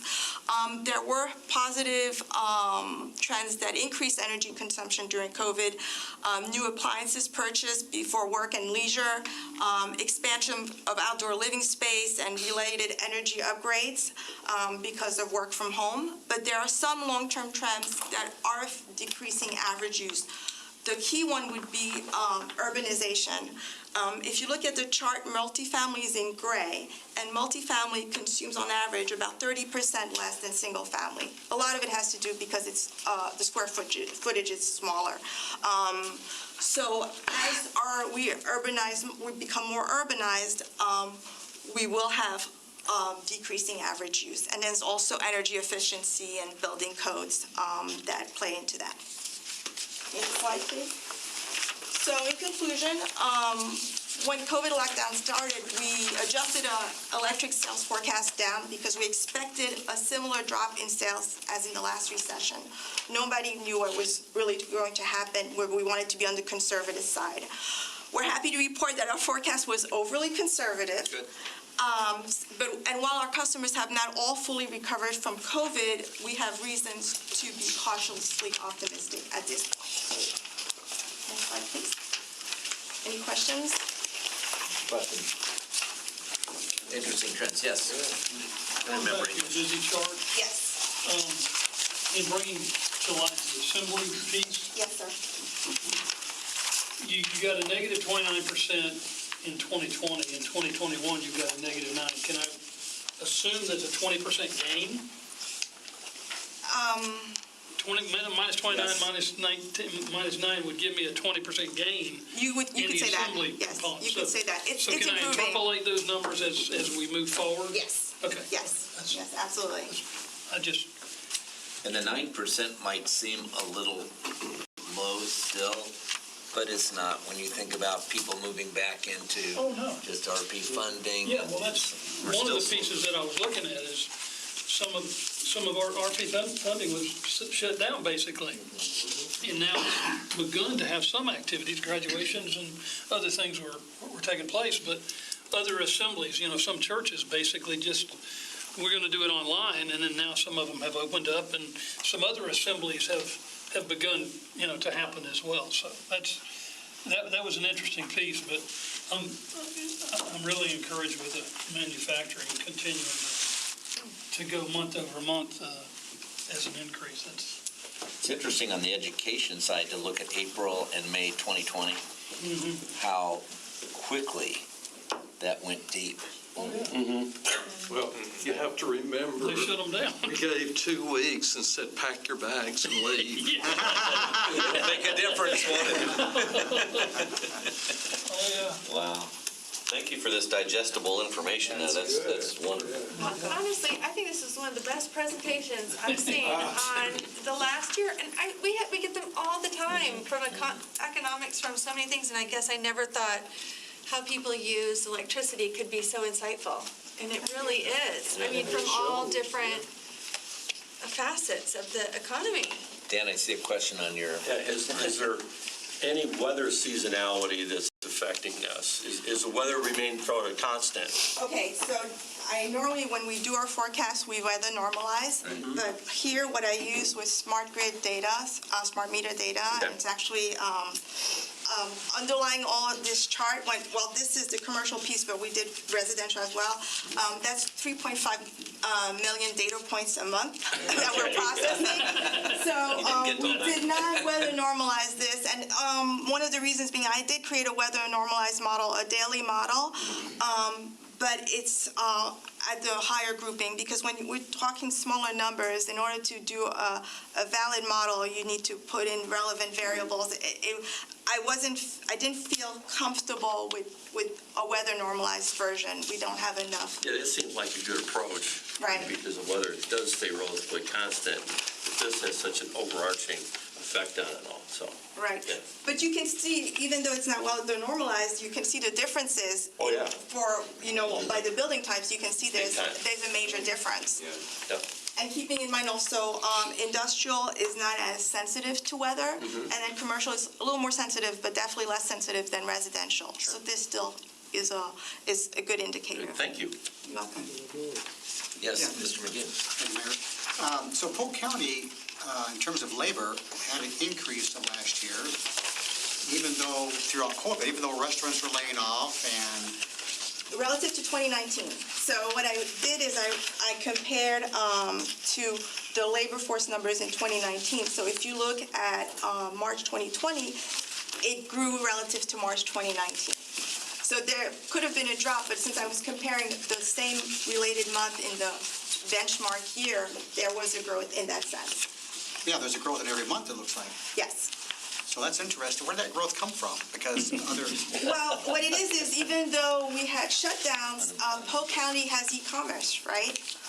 And e-commerce attracted workers. So when places like Miami couldn't, that's tourism, leisure and hospitality, that's not this, there were no workers who could be, who could work there, but Polk County was open for business with e-commerce. That's been growing, so that's, I would say, is one of the the main explanations. Okay. Would it be safe to say that with the e-commerce growing for Amazon, with the number of people, additional, jobs being made there, would that have a significant effect on that? That would have an particular impact. one? But it's not just Amazon, I would say. I think it's more than that.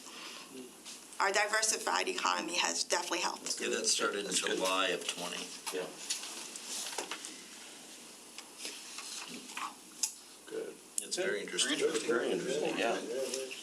And 2019 was a record-breaking year, so to benchmark it against 2019. It's Pretty amazing. significant. Yeah. All right, any other questions? Thank you very much for a great presentation. I love this data analytics from our smart meters. This is so cool. 3.5 million data points, let's see. who wants to be- Exactly.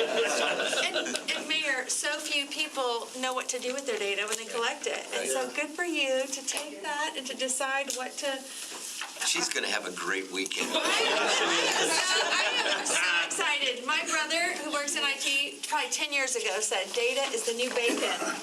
And I'm like, what does that even mean? I don't know, but I like bacon. That's about how much bacon I eat those days. But you know, you gotta know what to do with it, you know? I'm a big fan of smart grid, so. Yeah, great. Awesome. Love it. Okay, so we're going to now talk about the Next Gen RICE project. We've been talking about Next Gen for some time, and we're going to focus on the RICE engines, and we're also going to talk about their relationship to solar and moving forward into a renewable kind of a future. So, next slide. So we want to go back right quick and remind you, when McIntosh Unit 3 shut down on April the 4th of this year, we actually lost 220 megawatts. It's a 365 megawatt machine. Our ownership, OUC co-owns that with us. We lost 220 megawatts from our ownership portion of McIntosh 3. We run some modeling a while back, and our resultant capacity needs from that shutdown were under 128 megawatts, and that's based on one day for about 8 hours. That could be any time, but that's what that's based on. And in the summer, we need 139 megawatts, and it's based on 69 days, 6 hours a day. So the 139 megawatt is kind of the number we were shooting for to replace. Next slide. So we analyzed a number of technologies. There were quite a few different ways we could have done this. We could have repowered Unit 3 with a retrofit combined cycle, sort of like Larson 8. We could do more units like MAC GT2, which is a combustion turbine. We could do aeroderivative type units. We settled on RICE, or reciprocating internal combustion engines, because of their startup characteristics, their ramping, and their efficiency. They have a really great combination of all those things. They start fast. They can be loaded very low loads. You can put them in segments, 6 20 megawatt machines. So you can move over a really wide load range really fast, and you can come up off the ground and do that very quickly. They fill our needs in conjunction with solar, and that's kind of what I want to talk about. This is not just about RICE. This is about RICE and solar. Next slide. So everybody is talking about zero carbon initiatives, and everybody's announcing they're going to be zero carbon by such and such a date. So we know that we're moving into a zero carbon future, and we want to be part of the solution to get there. It will still take some time, though, because these are bold initiatives. You know, there's even though with the expansion of solar and wind, that still makes up a fairly small percentage of the overall generating capacity.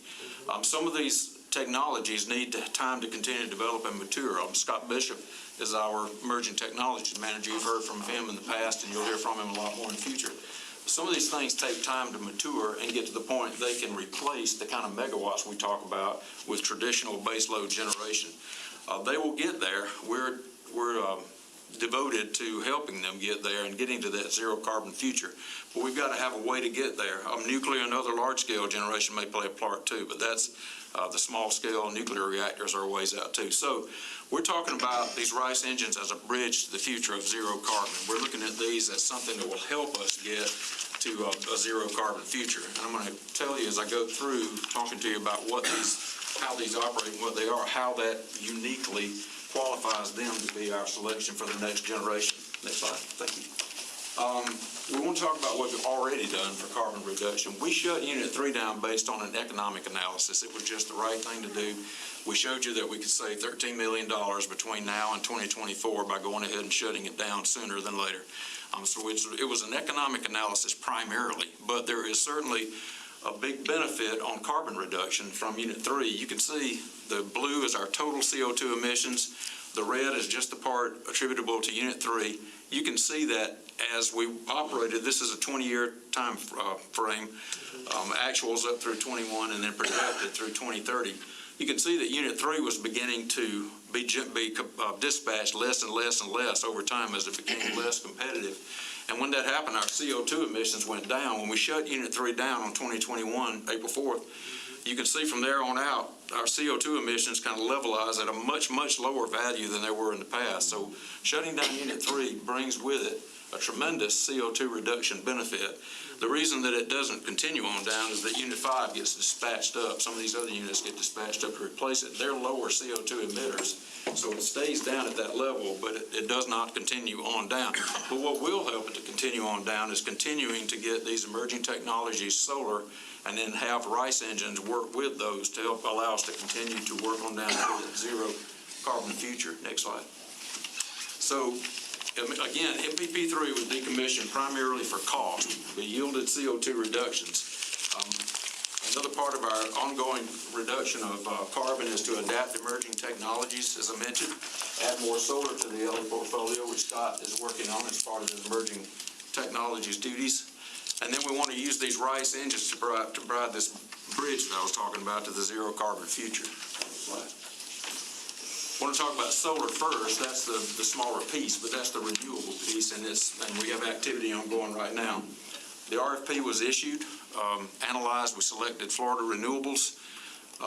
We think we're going to get 16 to 18 megawatts. We were looking for a little bit more than that, but that's what we can reasonably get. Right now, the environmental ecological report is complete. Contract is in development, and contract negotiations, I think, are ongoing. Right, Scott? Correct. So these contract negotiations, once we get through all of that, then we'll be ready to hopefully bring some more solar into our portfolio.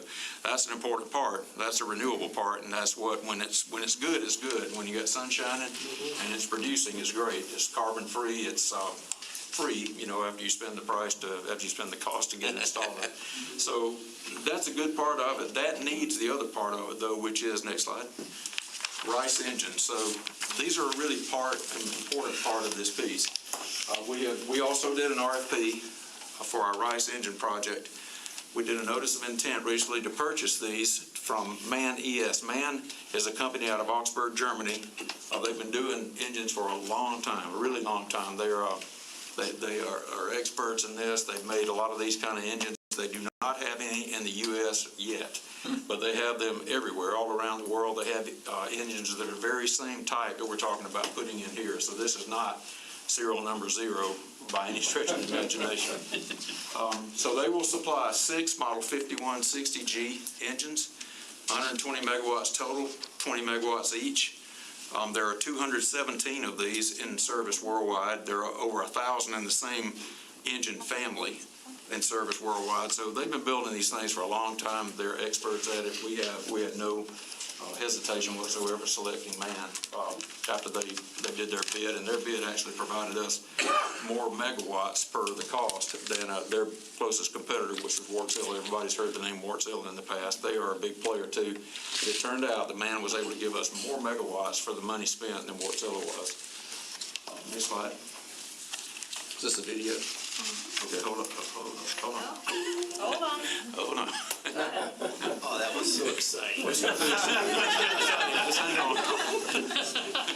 So we wanted to provide you a visual of what we're talking about, because I can stand up here and talk about it all day, but we wanted to provide you a visual, and we've got a video that MAN supplied us.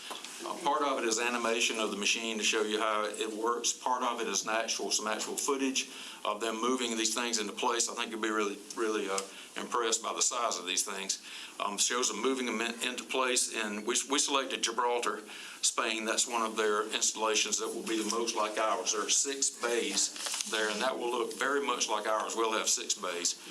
These units that you're going to see in Gibraltar are 14 megawatts or so. Ours are going to be 20, so ours will be a little bit longer. The way they expand these is just to add pistons on them, so it's not really much of a redesign. You just make them longer. Why are the stacks so high? Well, actually compared to our other stacks, they aren't high. Yeah.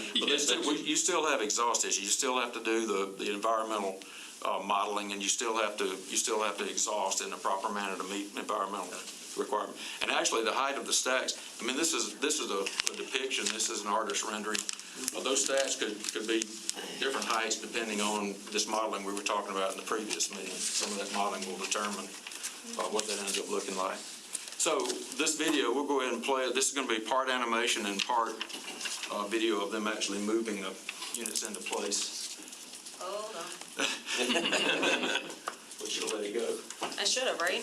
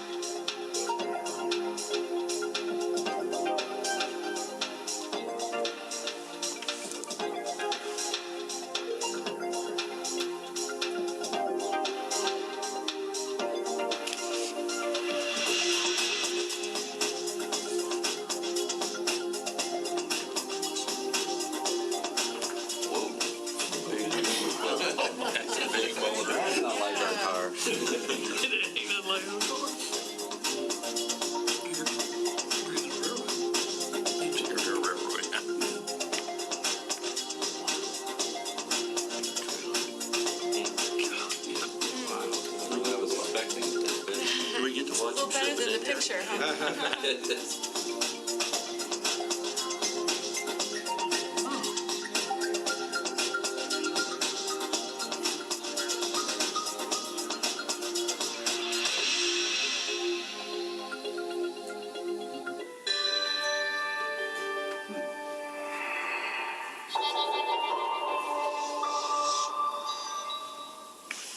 So again, the main difference is ours will be a little bit longer those, and you won't see the Rock of Gibraltar in the background in ours. So this is the artist rendering, and this is very much what the plant looked like. This is the substation that's on the northwest side of the plant by Unit 5, and go ahead to the next one. This is an aerial. This is an aerial shot with the rendering on the left down there. This is the plant, this is the substation just north of it that it'll tie into. This is Unit 5 over here on the right. And then this was done from a Google Earth picture that was before Mac GT2 was installed. Mac GT2 is right up in this area. So when we get done with all this, we'll have Mac GT2, Unit 5, and the rice plant all down there in that same footprint, which would be a really nice installation for us. In tight area. Yeah. That helps with operations. We can kind of get where we need to be quickly. So, next slide. So here's the timeline. Today, we're only doing an informational presentation. You kind of think of this maybe as an agenda study for next month, if you will. We're just going to do the information today. I wanted to get this out in front of you.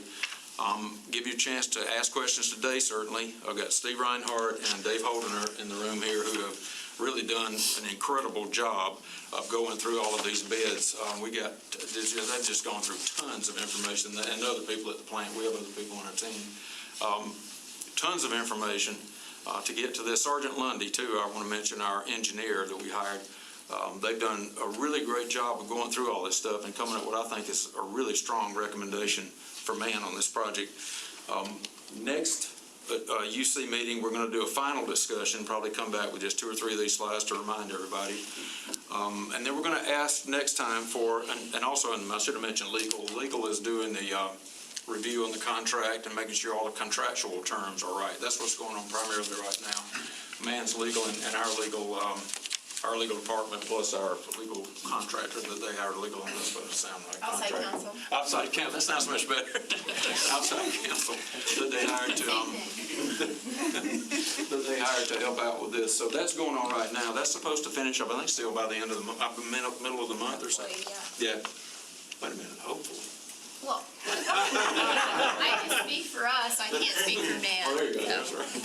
So, Fingers crossed. yeah, so hopefully we'll get by the middle of the month, but certainly our intention is to get through all this review and get back to you on July 30th. We'll ask you for a favorable recommendation to the commission to go forward with this project. It's going to be a $145 million project, so it's a big, big project for Lakeland Electric and production. We will ask for the commission's approval at the August 2nd commission meeting to go forward with that $105 million spending. And I want to show you how that spending kind of lays out. Next slide. The total is 145, so that consists of $59 million for the engines to man. It's $6.5 million to Sergeant Lundy for engineering the project. $12 million to a general contractor to be selected for the plant foundation. It's got to be a good foundation. These things weigh 400 tons. 300 metric tons, 630,000 pounds each. Yeah, each. That's the engine, not the generators. Right? Yeah, it's heavy. This won't be Lake Parker. We got to get the foundation right. So, Geotechnical done on that one. so our contractor to do the foundation, $50 million to a general contractor for the balance of plant, and then $18 million for contingency because right next to Swampy Lake. That might be part. We ran into some issues with Mac GT2 with soil and foundation, so we may run into that. We certainly hope we don't have to spend that contingency money, but it's in there if we need it. So on a time-wise basis, next slide. So August 2021, with favorable approval, we will issue a PO to man for $59 million, Sergeant Lundy for the $6.5 million. March 2022, we'll issue a PO for $12 million to the general contractor for this general plant to build a plant foundation. June 2022, we will receive the rice engines and set on the foundation. So if all of this happens on schedule, we'll be receiving these units less than a year from today. Wow. October 2022, we'll issue you the purchase order for the balance of plant work for $50 million.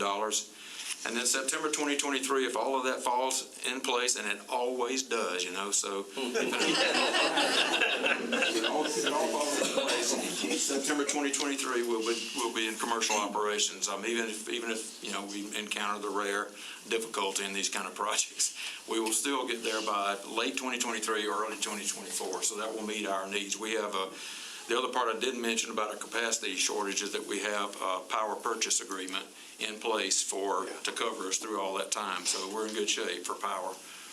So now questions. Okay, so. The mayor. So, I assume those would be like one engine per ship that they come over? No, I'm sure not. No, they'll come over probably all six, I would think. Correct, they'll be all on the same ship. On the same ship? So they don't sink. Wow. All those times. It's a big ship. It's a big ship. All right.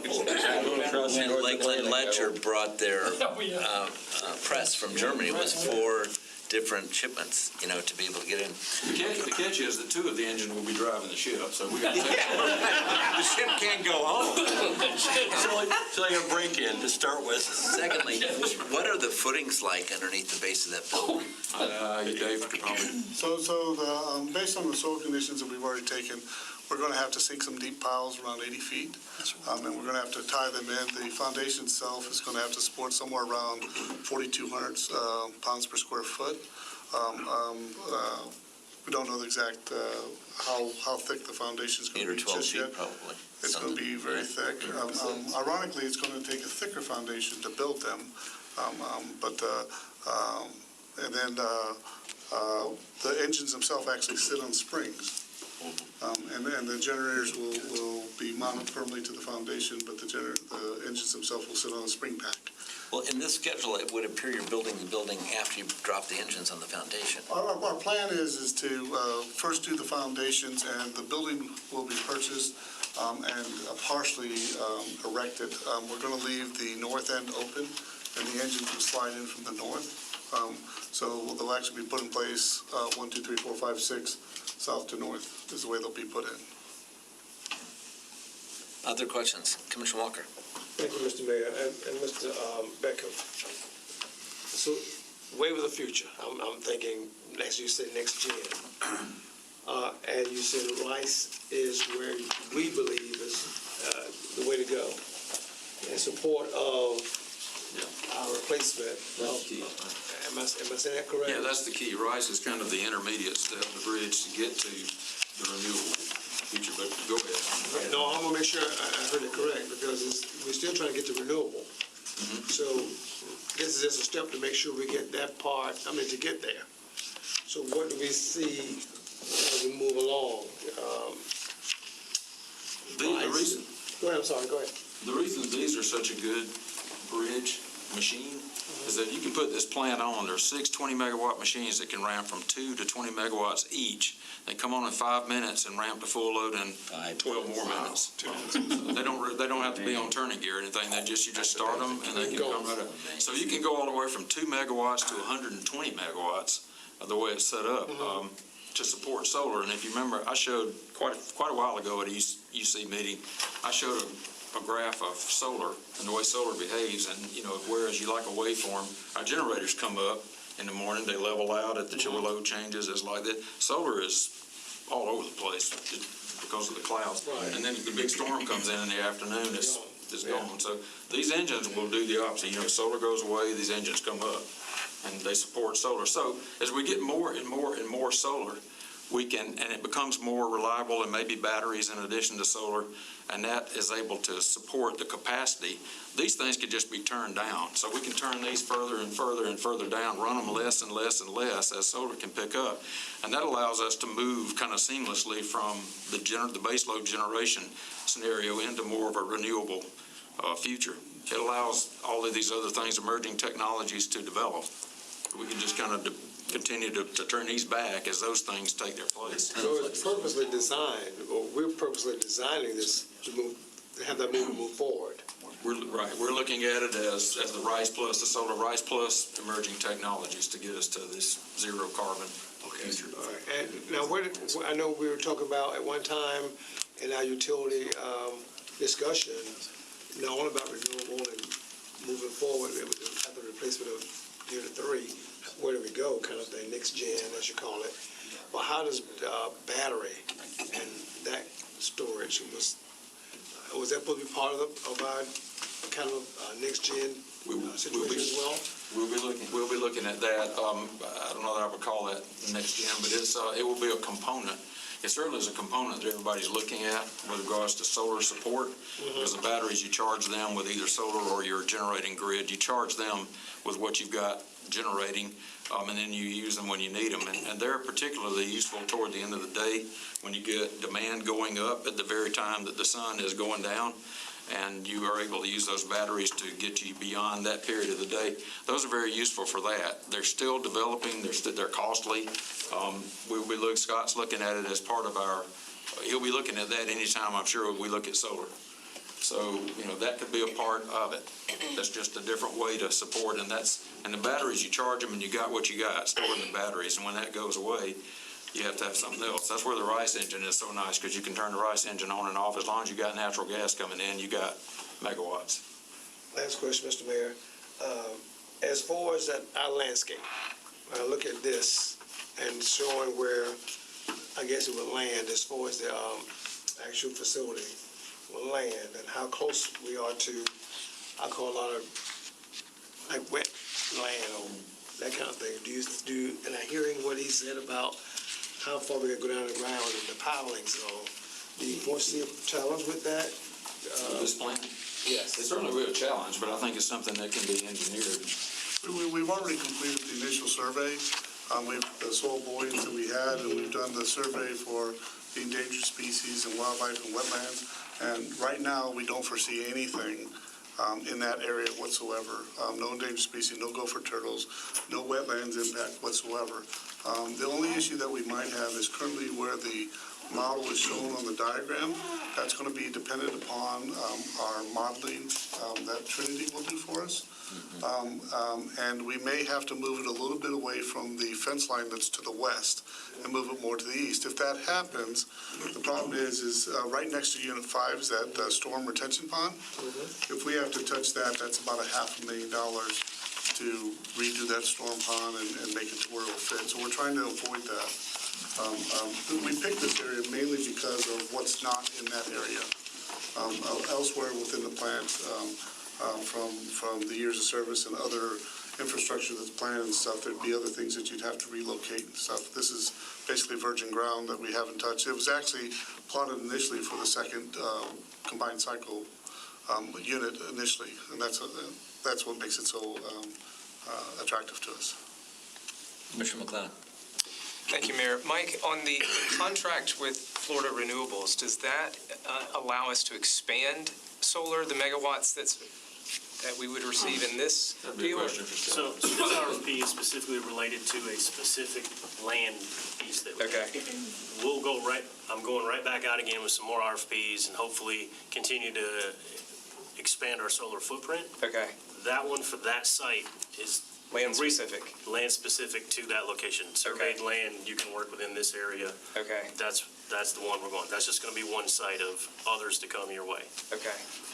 Goal to get to how many? 75? I got a vision for 100. I don't want to say that out loud. You already did. So just continue to increase the footprint to something that's reasonable for our load base. Okay. Excellent. Yeah, it's just continuing Commissioner Walker's question, I think, about how we're getting there and expanding solar. And so I didn't know if this allowed us to do that with this company or, but it sounds like we would do new RFPs for different land. Continue on in different locations for different purposes. Okay, excellent. Continue to grow it. Second question, Mike, sorry, did you have something? I was just going to say, because that reminded me, one other thing, this is something Scott's working on, is hydrogen as a fuel. And these units come in prepared to burn 20% hydrogen. We could go ahead, if we had enough of it, we could burn 20% right off the bat. We could modify them to burn more, David? Yeah, their technology is there. They're currently increasing the amount of hydrogen burn they expect by think it was 2030 to be able to burn 100% hydrogen. So actually, that kind of goes Very back little to, modification to our engines. yeah, that goes back to the previous question about moving into, the renewable future. We can actually turn these into zero carbon emissions over that same time, so, I'm sorry. And then, second question, on the maintenance of the Rice engine, who will be responsible for that? Will we have a contract with MAN or a US-based company, or? We will have a long-term maintenance agreement with MAN. And they have a facility in Fort Lauderdale? Yeah, Fort Lauderdale. Yeah, because they do, these engines, I was telling you about the ship, but these engines do drive ships. They drive cruise ships, have been for a long time, and other ships. They have been for a long time. So we'll have long-term maintenance agreements with them, depending on what it covers. I'm sure they will, and Dave, you can jump in here, they will do certain things. We may have to hire other people to do other things, depending on how the LTMA is laid out, but. Mike's exactly right. So the LTMA is basically driven from the OEM for the engine proper. The proposal is going to have INGAR generators, which INGAR, they're produced in Spain, right at the north border, right there next to France. They do tons and tons of hydroelectric generators, wind power generators, lower speed generators is what their specialty is. That'll be stuff that will farm out to somebody other than the OEM. Their specialty is the engine. They'll come in, we'll do some support, we'll have some of our own labor. The maintenance program, it's all going to depend upon the hours. The nice thing about the Rice engines is they're not start dependent. We're like on a gas turbine or an aeroderivative, they are start dependent for maintenance hours. These are not. These are 100% hour driven. And so based on a 6,000, 12,000, 18,000, 24,000 hour basis. And, the current projections right now, talking to Paul Ship's group, these units could run close to 2,200 hours a year, maybe as much as 3,000 hours a year because they can start so often. We intend to put software in to the units to where when the power pool requests the units to be ran, it'll pick the engine with the lowest hours to start next. So that we keep them equalized. And MAN will come in and supervise that. There's parts that they'll store in Fort Lauderdale for us. They guarantee parts and manpower on site for us within 24 hours if we have a failure. We do have a 1-year warranty with them on I think that's wrong. I think we have a 2-year warranty. I think it's a 2-year warranty. Yeah, it's a 2-year warranty, right? With them on this, like Mike said, they're all over the islands with these engines. Not exactly the 20 megawatts. Puerto Rico has some. There's some in Nicaragua. There's some in Honduras. They're all over the place. They're all serviced out of Fort Lauderdale in this area. And so they're building almost an identical plant right now up in Canada at a nickel mine. The expertise is there. The auxiliary equipment and stuff, like the starting air compressors and things, that'll fall into the O&M category, but other stuff like the tank works and the fans and those kind of things are things that we'll end up doing ourselves. Hopefully, one of the things that we're also going to do different here that we, in the past, it's been very hard for utility to do is I've already worked with Paul Ship's group. And as far as how we're going to dispatch these machines and what the estimate is for fuel usage and things like that, we have a cost for startup, okay? And that cost for startup has to do with how much auxiliary power we have to have. One of the advancement that the MAN engines have on it is we're going to have a heat recovery system, where right now we spend somewhere around $100,000 a year just keeping the Winston engines warm. This heat recovery system, if the engines run like they're supposed to, will save us close to $300,000 a year in auxiliary power losses, okay, to keep the engines warm. And this will also heat the inlets on cold days to keep the engines operating at their peak values. It will heat the gas so that way it comes to the engine properly. And that'll save us a huge amount of money from an O&M standpoint.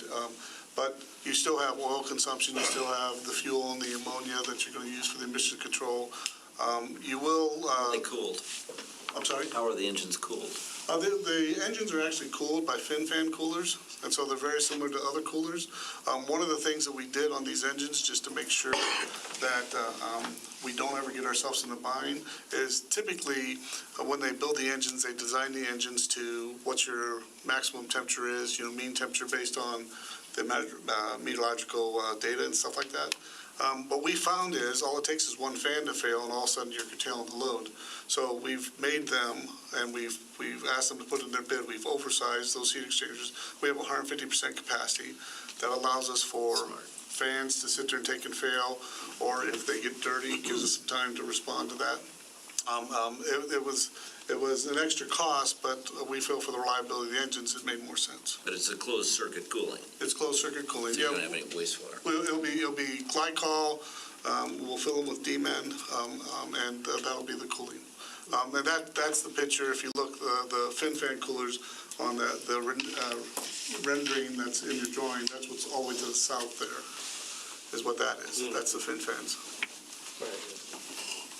Excellent, thank you. Question.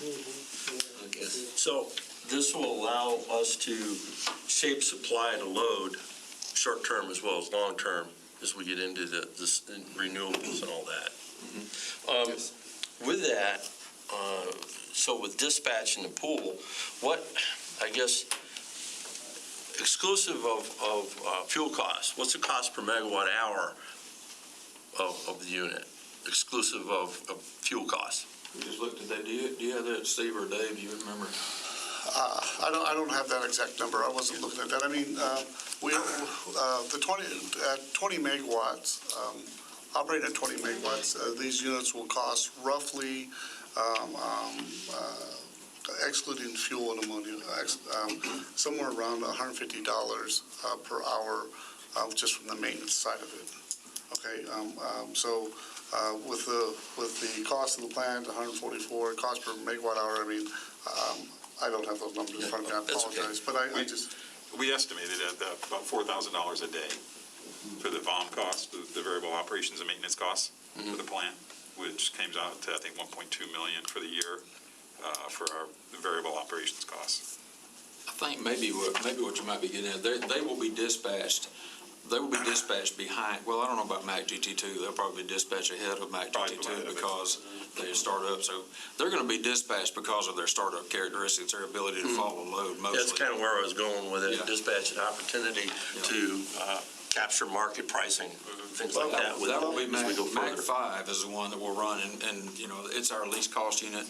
It has a better heat rate, although it's surprising how good a heat rate these units have compared to Mac 5. They have a really good heat rate. Yeah, they actually have a better heat rate than Mac GT5. From where they stand, where Mac GT5 runs 6,900 MMBTUs, these are going to run in the 8s, where Mac GT2 is running at 10. 9.5, 10. Does that sound about right? Where Larson runs at 12.5. So that's what we're saying. I think when the power pool gets a hold of these, besides their responsiveness, I mean, if you think about it, they have a need. They need power. Okay, we can turn it on. We can turn to 2 megawatts. Well, will this provide an opportunity to sell capacity? I don't know that so much it will provide the opportunity to sell capacity as it will just to support the renewable. And this is going to be something we're going to have to be guarded about because OUC and Florida Municipal Power Agency are putting in solar a lot faster than we are. They're putting in, hundreds and hundreds of acres of solar. So we're going to have to be, as a pool member, we're going to have to be careful about making sure that our RICE engines don't, end up chasing everybody else's solar. Yeah, that's what, kind of going towards that with the capacity issue.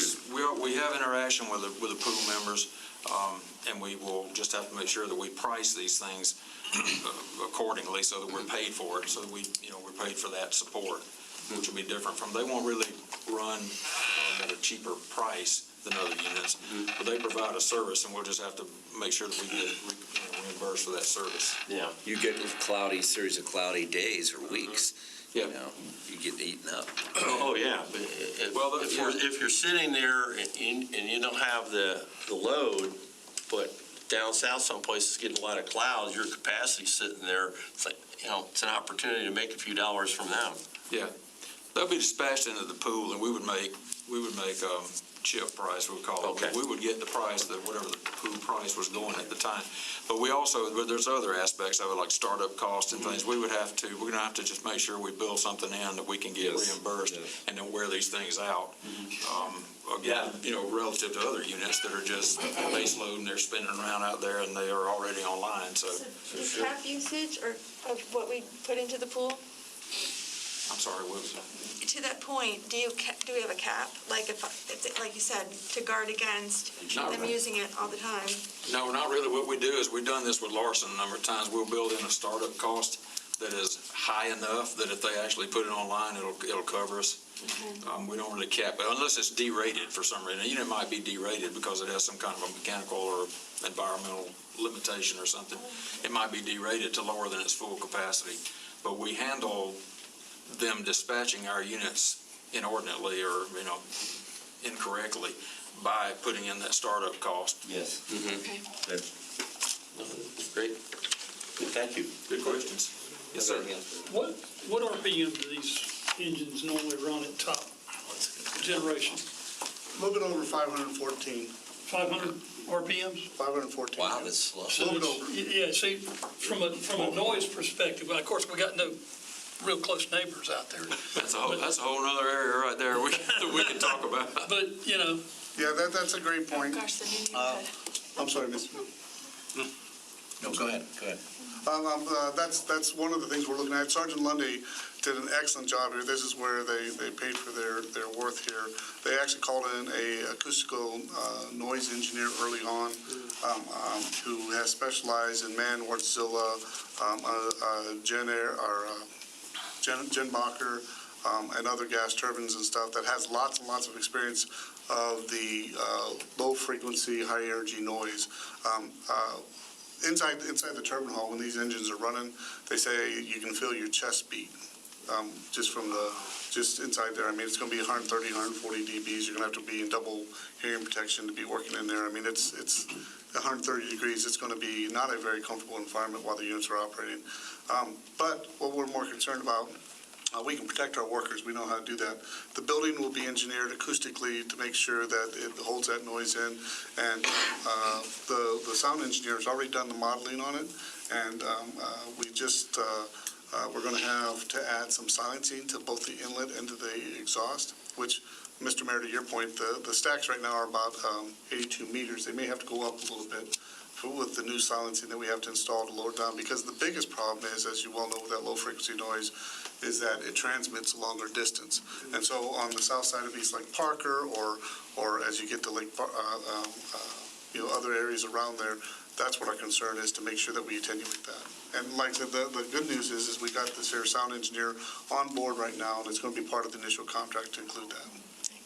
We have, along that same line of thought, MAN has done a really, really great job of working with us, as has Sergeant Lundy. We've gotten a really good engineer firm in Sergeant Lundy, and MAN is a good company to work with. They've worked with us through all these issues, and as David was saying, they supplied this sound engineer, and they've really been addressing every concern that we would have operationally. Sergeant Lundy has been asking really tough, detailed questions. And I personally, I think you guys agree, have just been really happy with the way that the interaction has gone. MAN sent a team. They were not able to come directly into the United States because of COVID. They sent a team to Monterrey, Mexico, and quarantined for 14 days there while they continued to work with us virtually. Wow. And then last week, I think it was, they came into the States and worked with us directly, finishing up some of those terms. So they've really, they've done a great job of making themselves available and working with us. I think we've got a really good engineer and really good supplier. Great. Awesome. Commissioner. Thank you. Just a few questions. One, so what is the expected length of life of each one of the engines? 20 years. 20 years. Yep. No rice company will say that they'll last longer than 20. Okay. With proper maintenance, I mean, every part on there is repairable or replaceable.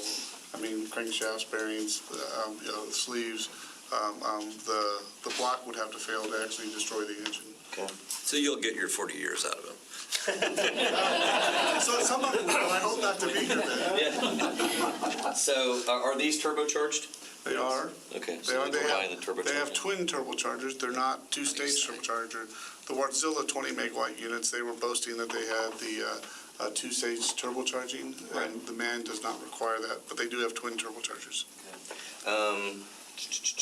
Got the maintenance question answered. The price that we're looking at, though, this is just the man engines, the buildings. This does not include the purchase of the generators and hooking them up? Or No. that's a separate? That is included? Go ahead. Okay. Yeah, they provide all the auxiliary equipment.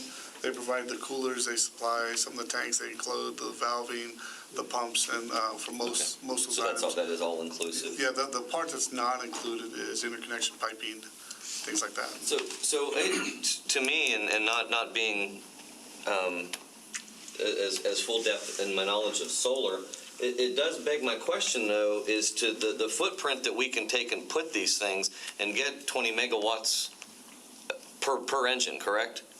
And we're talking about 6 of them. And then how, if we take that and we translate that to solar, what does it take to offset it acreage-wise to even be able to touch that with solar? I mean, it's not really a That's what I'm saying. I mean, so is this coming down, is this zero carbon? That's coming down as a mandate, or that's something that we've just decided as a city we want to do? Because eventually you're going to run out of real estate Real quick, to be able to do that. real quick, so it's 10 acres a megawatt in solar. So that would be 1,200 acres you would need to equivalently match this in solar. So yes, solar's land intensive, and something that we need to consider as we're getting growth and we're starting to close in on available space, whether or not solar is the right answer for that space has to be considered every time you look at it. Yeah, I mean, And you'd love it to be on wetland, which is not good for solar. So, I mean, when you start to look at, You put it on a lake. we can float it if you want to.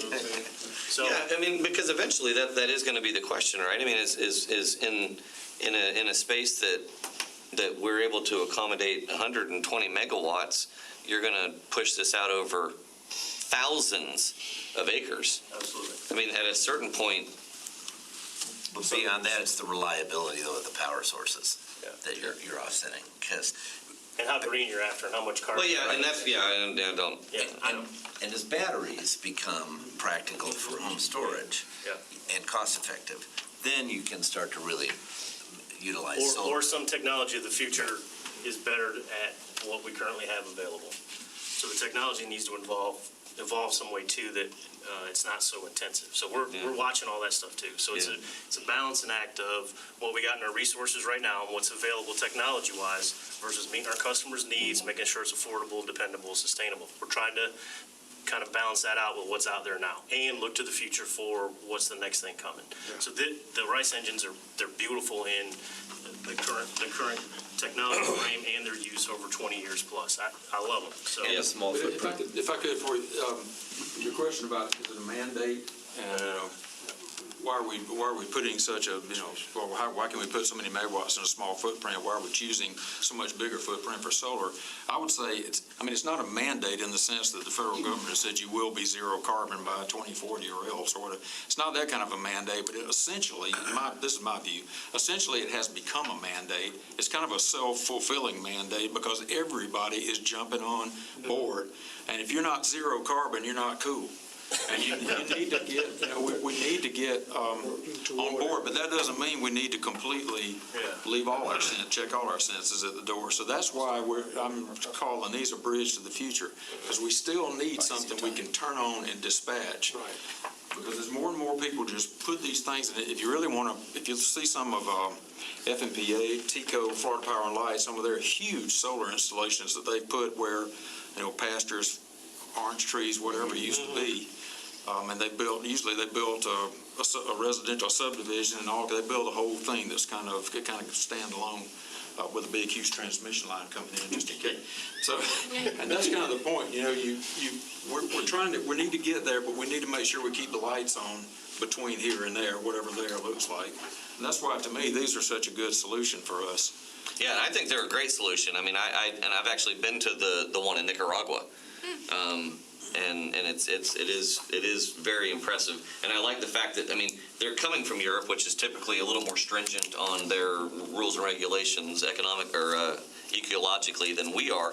But that, I mean, that's just my question is, I'm like, if we can put this thing in a handful of acres, you know, why we would.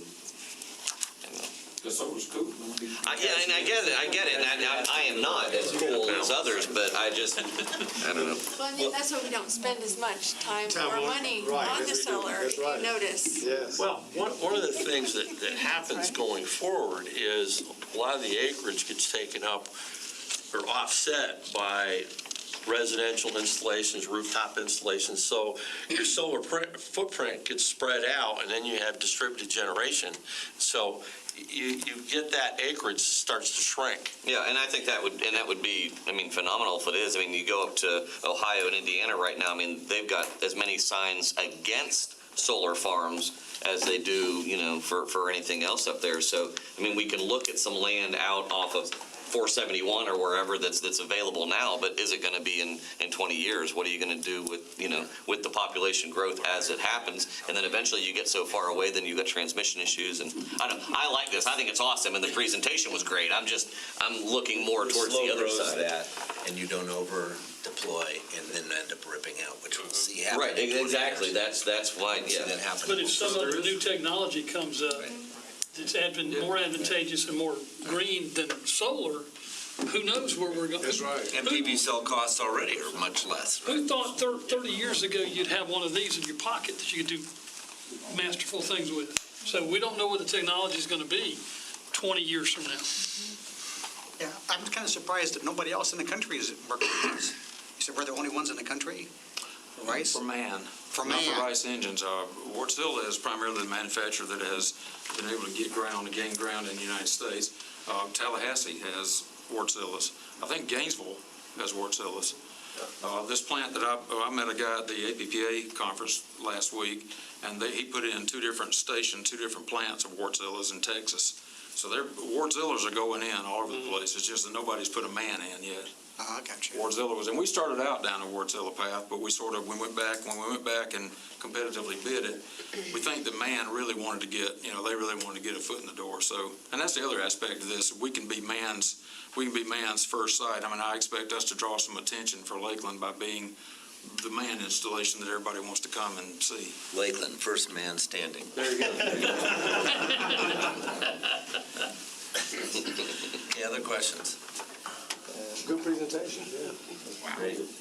So this is informational, so any questions you have between, now and the next time, we can entertain, and then the next time we'll give you another chance to ask questions, and then we'll ask for your favorable recommendation at that point to the commission, and we're looking very forward to moving forward with this project. I think it'll be a great project for us, so thank you for your attention. I just see one last question. I'm sorry, I looked through my notes really fast. Everyone else was answered, but I did see all these trees in the picture, and speaking of CO2, will that analysis that's doing the air quality modeling take into consideration how much CO2 these trees are gobbling up? No, I don't think so. You should tell them. I think they should. To do the air permitting, we'll be able to take into account the retirement of Unit 3. And the way it works in the air permitting world, we'll be able to use what Unit 3 emitted as far as CO2 to offset emissions from these engines. So we're not going to have to take a detailed analysis at the CO2 when we permit these engines. Okay. That's already such a big reduction from Unit 3, goal. right. Okay, but as we go forward with more and more, government mandates, we might need to have more and more creative ways of showing how we're reducing CO2, like the trees. Plant some trees. We're not cutting down any trees. Okay. We know that. Yeah. All right. Unless some grow there in the meantime, but. Now we can go to our utility. All right, I have a number of items, and rather than stand here and hold the big book, which I'll probably drop, and then you can hear me as well. All right. The first item that we have for your consideration is an agreement with Distrans Steel, LLC. This is for the structural steel required to construct the 12 kV distribution bus structures and feeder circuit connections for the Bridgewater substation site. the city's purchasing department issued an invitation to bid back in May, and we received 7 vendors provided bids. The lowest bid was $107,561, which was provided by Distrans Steel. Again, they'll be providing all the steel and the components, and upon delivery, then Lakeland Electric staff will be assembling that. This is included in Owie's FY21 budget. So is there a motion to approve? Motion approved. Second. And a second, okay. Discussion by committee members. Committee member English? Yeah. Somebody left some money on the table or something here, because looking at the span. Yeah. From 107 to 143 for number 2, and then all the way to 271 on the highest. I mean, Either that or they were pricing themselves on steel against rising prices. yeah, and I'm hoping they can deliver at 107. I'm just fearful that. That's what the contract's for. It's straightforward, so. Yeah. See that smile? They're It is what it is. Thank you. They're in Pineville, Louisiana, which is where my mother-in-law was actually raised. So it's Well, so at least it's good. It's a little bitty town, and I don't know that they may understand the bid. The contract has all the performance bond and We have all our standard terms and conditions are contained in our bid I know. bid specs, along with indemnification, insurance, all that good stuff is in there. And we probably have staff here, I don't know. Yeah, that can speak to the selection process. Yeah, I mean, they had a good offer, and they explained that they will offer they had a material list with prices with it, so I have it with me, but as far as they can offer what we need. Good. Hey, those- They bought low a few years ago. Gotta keep on. They went around. They can do it for Thank you that. for finding That's that. fine. They just left a bunch of money on the table. That's all I got to say. Fool's cash. Any other comments or questions or concerns?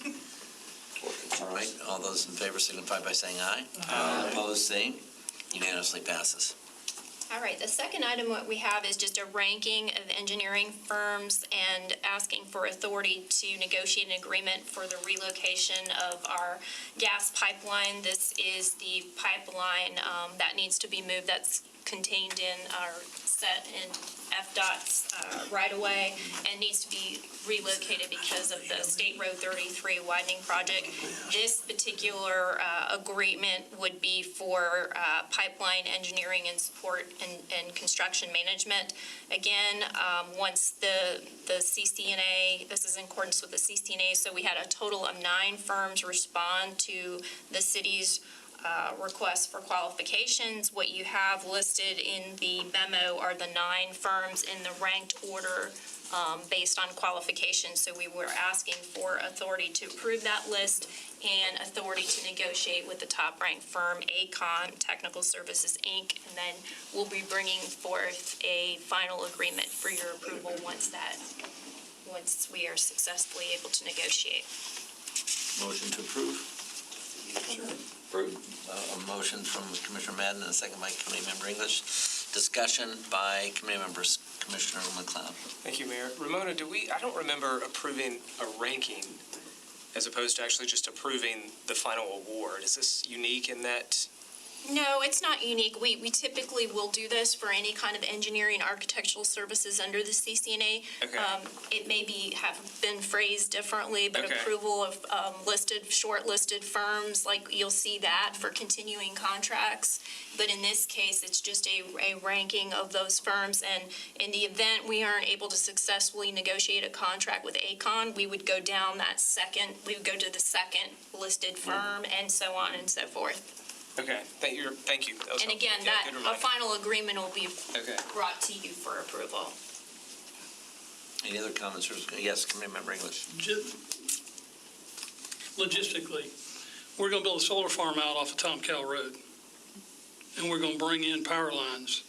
Can these folks also work with the design and engineering of the power coming in, along with the gas line relocation with DOT, to make sure that we don't have a transmission and distribution line that's So the gas line is driven by FDOT. Yeah. And it's on a tight timescale, so it's gonna have to probably be done independently. If we went for a certain route, we would have transmission issues, right-of-way issues with OUC, but this is, I would say the answer to your question is no, because we've got to do this, gas line project.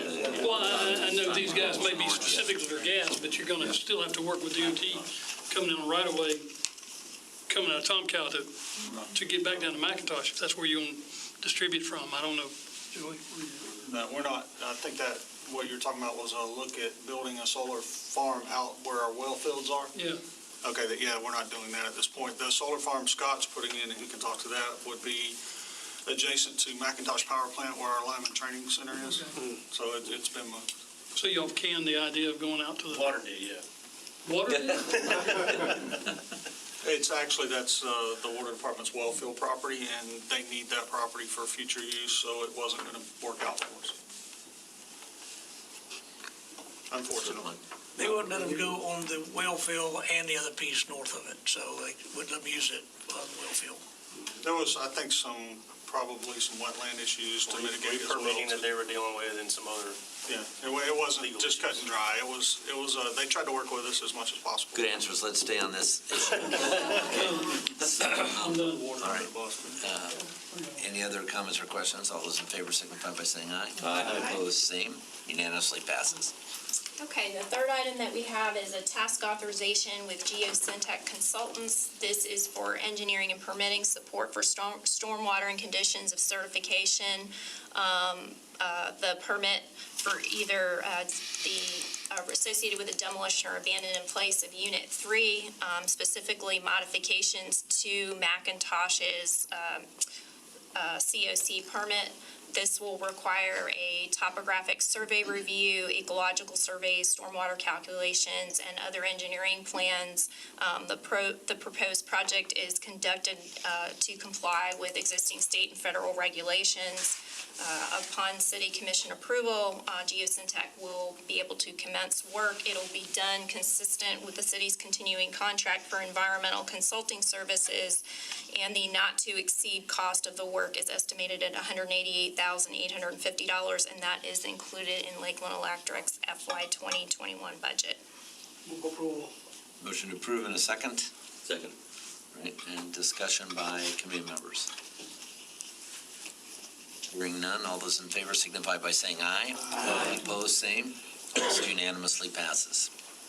Okay, our fourth item is an agreement with GPI Geospatial, Inc. for aerial LiDAR services. This is services that are required in conjunction with LE's 230 kV and 69 kV transmission lines. These services will provide Lakeland Electric with accurate as-built models for LE's transmission lines to help verify clearance documents supporting compliance with NERC standards for facility ratings and vegetation management, as well as for designing new transmission lines, such as the design of the two new 69 kV transmission lines that serve the Hamilton Distribution Substation, planned to be in service in 2024. In accordance with the agreement, they will perform LiDAR data detection, ground control survey, data collection, meteorological data collection, LiDAR data processing, and CAD modeling. The agreement will commence upon City Commission approval and then continue through July 5th, 2024. All the terms and conditions will be in accordance with the attached agreement and GPI's scope of work. The estimated cost of services is $118,635. That is included in Lakeland Electric's FY21 and FY22 budget. Okay, motion to approve. I just have a question Yes, real quick. we have to have a motion to approve first, then we can discuss it. Sorry. Okay. Motion to approve in a second. All right, second? Yes, sir. Question. Yes, sir. When is the last, have we had a LiDAR done before in the past? I mean, or is this a brand new deal? 2012, I think, right, Brian? Brian Solomon's our engineer behind you, Okay. can answer any questions on that. Yeah, we had our 27 miles of 230 kV LiDAR surveyed in 2012. Okay. And we're doing this again just because we have mapping for the future and for any transmission or lines that have been added since then. This is a very fast and efficient way to check vegetation grow in accurately, whether something has been built underneath. We've had a hurricane and several storms since then. Pole leans, anything like that has changed. Excellent, thank you. Also, this is CCNA agreement, right? Correct. We did negotiate, Brian and those folks negotiated the price down. The original price, I think, was around $195, right? 191. And this is a contract over through 2024. Do you pay as you go as they do the work? Yeah, so we have our initial scope of work that we needed to have done now. Basically, we wanted the 230 and then the 2 routes for the 69 lines to prepare for the Hamilton substation. And we wanted to keep it for a couple years in case something else came up. We had some other lines that we were planning on build or rebuild. We would be able to negotiate with them and get a price for them. That kind of. Any other questions or comments? All those in favor signify by saying aye. Aye. Opposed, same. Unanimously passes.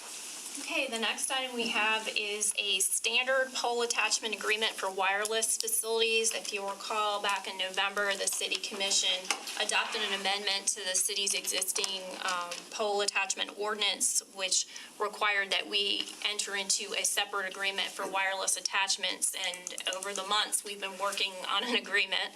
It's finally come around, and we have hopefully a good agreement that's a standard form agreement that can actually be executed by our general manager of the utility, Joel Ivy, with final approval from the city attorney's office. But it represents a standard form agreement that not only protects the city, but also is balances the interests of the various wireless providers. And just to hit on some specific points in the agreement, this requires wireless providers at their expense to install, and they have to maintain any attachments in accordance with National Electric Safety Code standards, as well as any other safety requirements. It requires wireless providers to remove unauthorized attachments and pay for any fees associated with such removal. And I think there has been a concern, I think, Mr. English, you raised that at one point in time about, a company going up and then just abandoning their attachment to the facility. So it would require removal of that.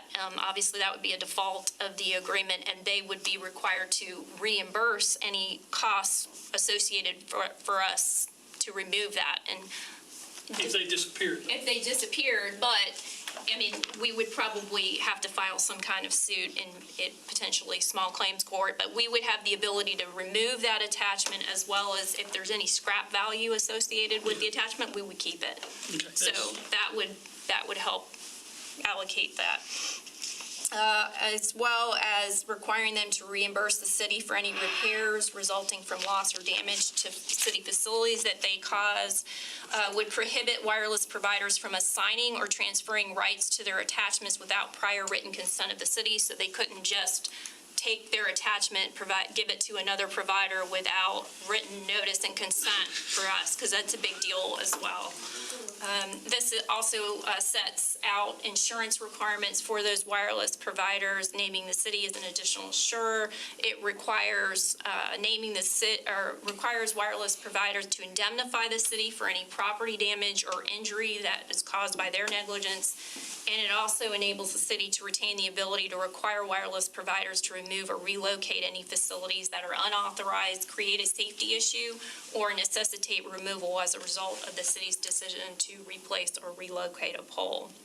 And then with your favorable approval, again, we would ask for authorization for the general manager to be able to execute these agreements. So in other words, these wouldn't have to come back before the commission every time. It would expedite matters for the wireless providers seeking to put attachments on our poles as well, with final approval from the city attorney's office if there are any changes to the agreement. So is there a motion? Move to approve. Motion approved, and a second by Commissioner Walker. Discussion. Very inclusive. I read the whole darn thing. And it's We put everything in. It's a good contract. It's good. Thank you. Y'all did a good job. It is very inclusive. And it, That's a nasty issue. It's It- countrywide. but it says what if and what if, what if, what if. And whoever helped from LE side and legal side, fabulous document, fabulous document. Great work. Well, and Thank you, it Cindy. kind of prevents the back and forth negotiation because we have a standard form agreement now. We won't get a lot of wireless provider. I mean, I'm sure they'll still be requesting changes. However, we can say this is what the city commission approved. This is our standard form contract. There it is. Treats everybody the same. Exactly. It's everyone on even only playing field. Rub is potentially the state, at the state level. We just have to watch that We just legislation. can't control that. Or FCC comes in and says you can't do that. Right. Right. What's beyond our control, but what we can control is what we should do. Yeah. Any other discussion? All those in favor signify by saying aye. Aye. Opposed, same. Unanimously passes. And special thanks to Cindy Clemens on this too. Yes. Cindy, that's fantastic. I think, what are we, 3 years in on this? 2 good weekends. There you go. Anything else? Yes, we have 2 more. Oh, I'm sorry. Not ready to leave yet. Yes, ma'am. This is the next item is an agreement with Siemens Energy, Inc. for purchase of a combustion dynamics monitoring system upgrade. This is for Unit 5. This is a critical piece of protection equipment that functions to limit the power when abnormal combustion is detected. The existing CDMS system was installed in 2010 as part of the T3000 control system update, but now those existing components are no longer being supported. The city's purchasing department approved Siemens as the original equipment manufacturer and as a sole source purchase because they were overseers of the T3000 system and the unit itself.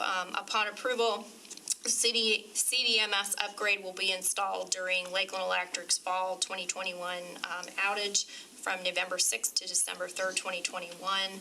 All the terms and conditions are consistent with the existing agreement that we have with Siemens. The total cost includes equipment, installation, and setup, and is $83,370.92. That is included in Lakeland Electric's FY22 budget, subject to city commission approval of that budget. Move to approve. Motion to approve. Second. Commissioner Music. Discussion by commissioners. This is one of those inevitable, you have to make it run. Please be kind to us on pricing deals. No discussion. All those in favor signify by saying aye. Opposed, same. Unanimously passes. All right, the last item that we have, promise, task authorization with Trinity Consultants. This is for air permitting of the new engines at McIntosh Power Plant. You heard Mr. Beckham's presentation on the Rice engines. This is the agreement of task authorization that will provide consulting services to assist Lakeland Electric in permitting of these Rice engines. They will include a variety of services, including best available control, technology evaluation for installations, and compiling data to complete air emissions and ozone air quality analysis. Also participate in conjunction with Florida's Department of Environmental Protection to help with the permitting aspect of it, conduct air emissions analysis and evaluations, and also conduct a modeling analysis that includes assessments and in accordance with national ambient air quality standards and additional impacts. So upon the City Commission's approval, the Trinity will commence work. Again, this is pursuant to the city's continuing contract for environmental consulting services. And all reimbursable expenses shall be paid in accordance with the city's consultant expense reimbursement policy. Total not to exceed cost of the work is estimated at a maximum of $93,400. However, depending on what kind of permit review for volatile organic compounds is found in different types of particulate matter, this could be as low as $43,100. So the high, again, would be $93,400 and at minimum $43,100 expense. That total cost is included in Lakeland Electric's FY 2021 budget. Motion to approve. Motion to approve, and a second from Commissioner Madden. A discussion. Just a question, is Trinity currently doing this for us? I'm sorry, is Is the company that we're looking to approve, are they currently the ones doing the air quality stuff for us historically, or have we used a different organization? we used them the last time we went out and approved the continuing contract for environmental services. They got on board in 2018 or 2019, I believe. 2019. Yeah, so yeah, we've done some projects with them.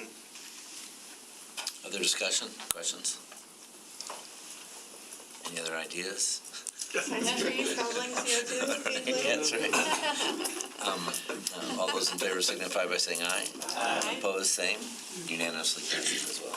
Thank you very much for your patience on this 4th of July weekend preceding Friday. And we appreciate everyone's time and have a great, great holiday. You do the same. We're adjourned. Yes.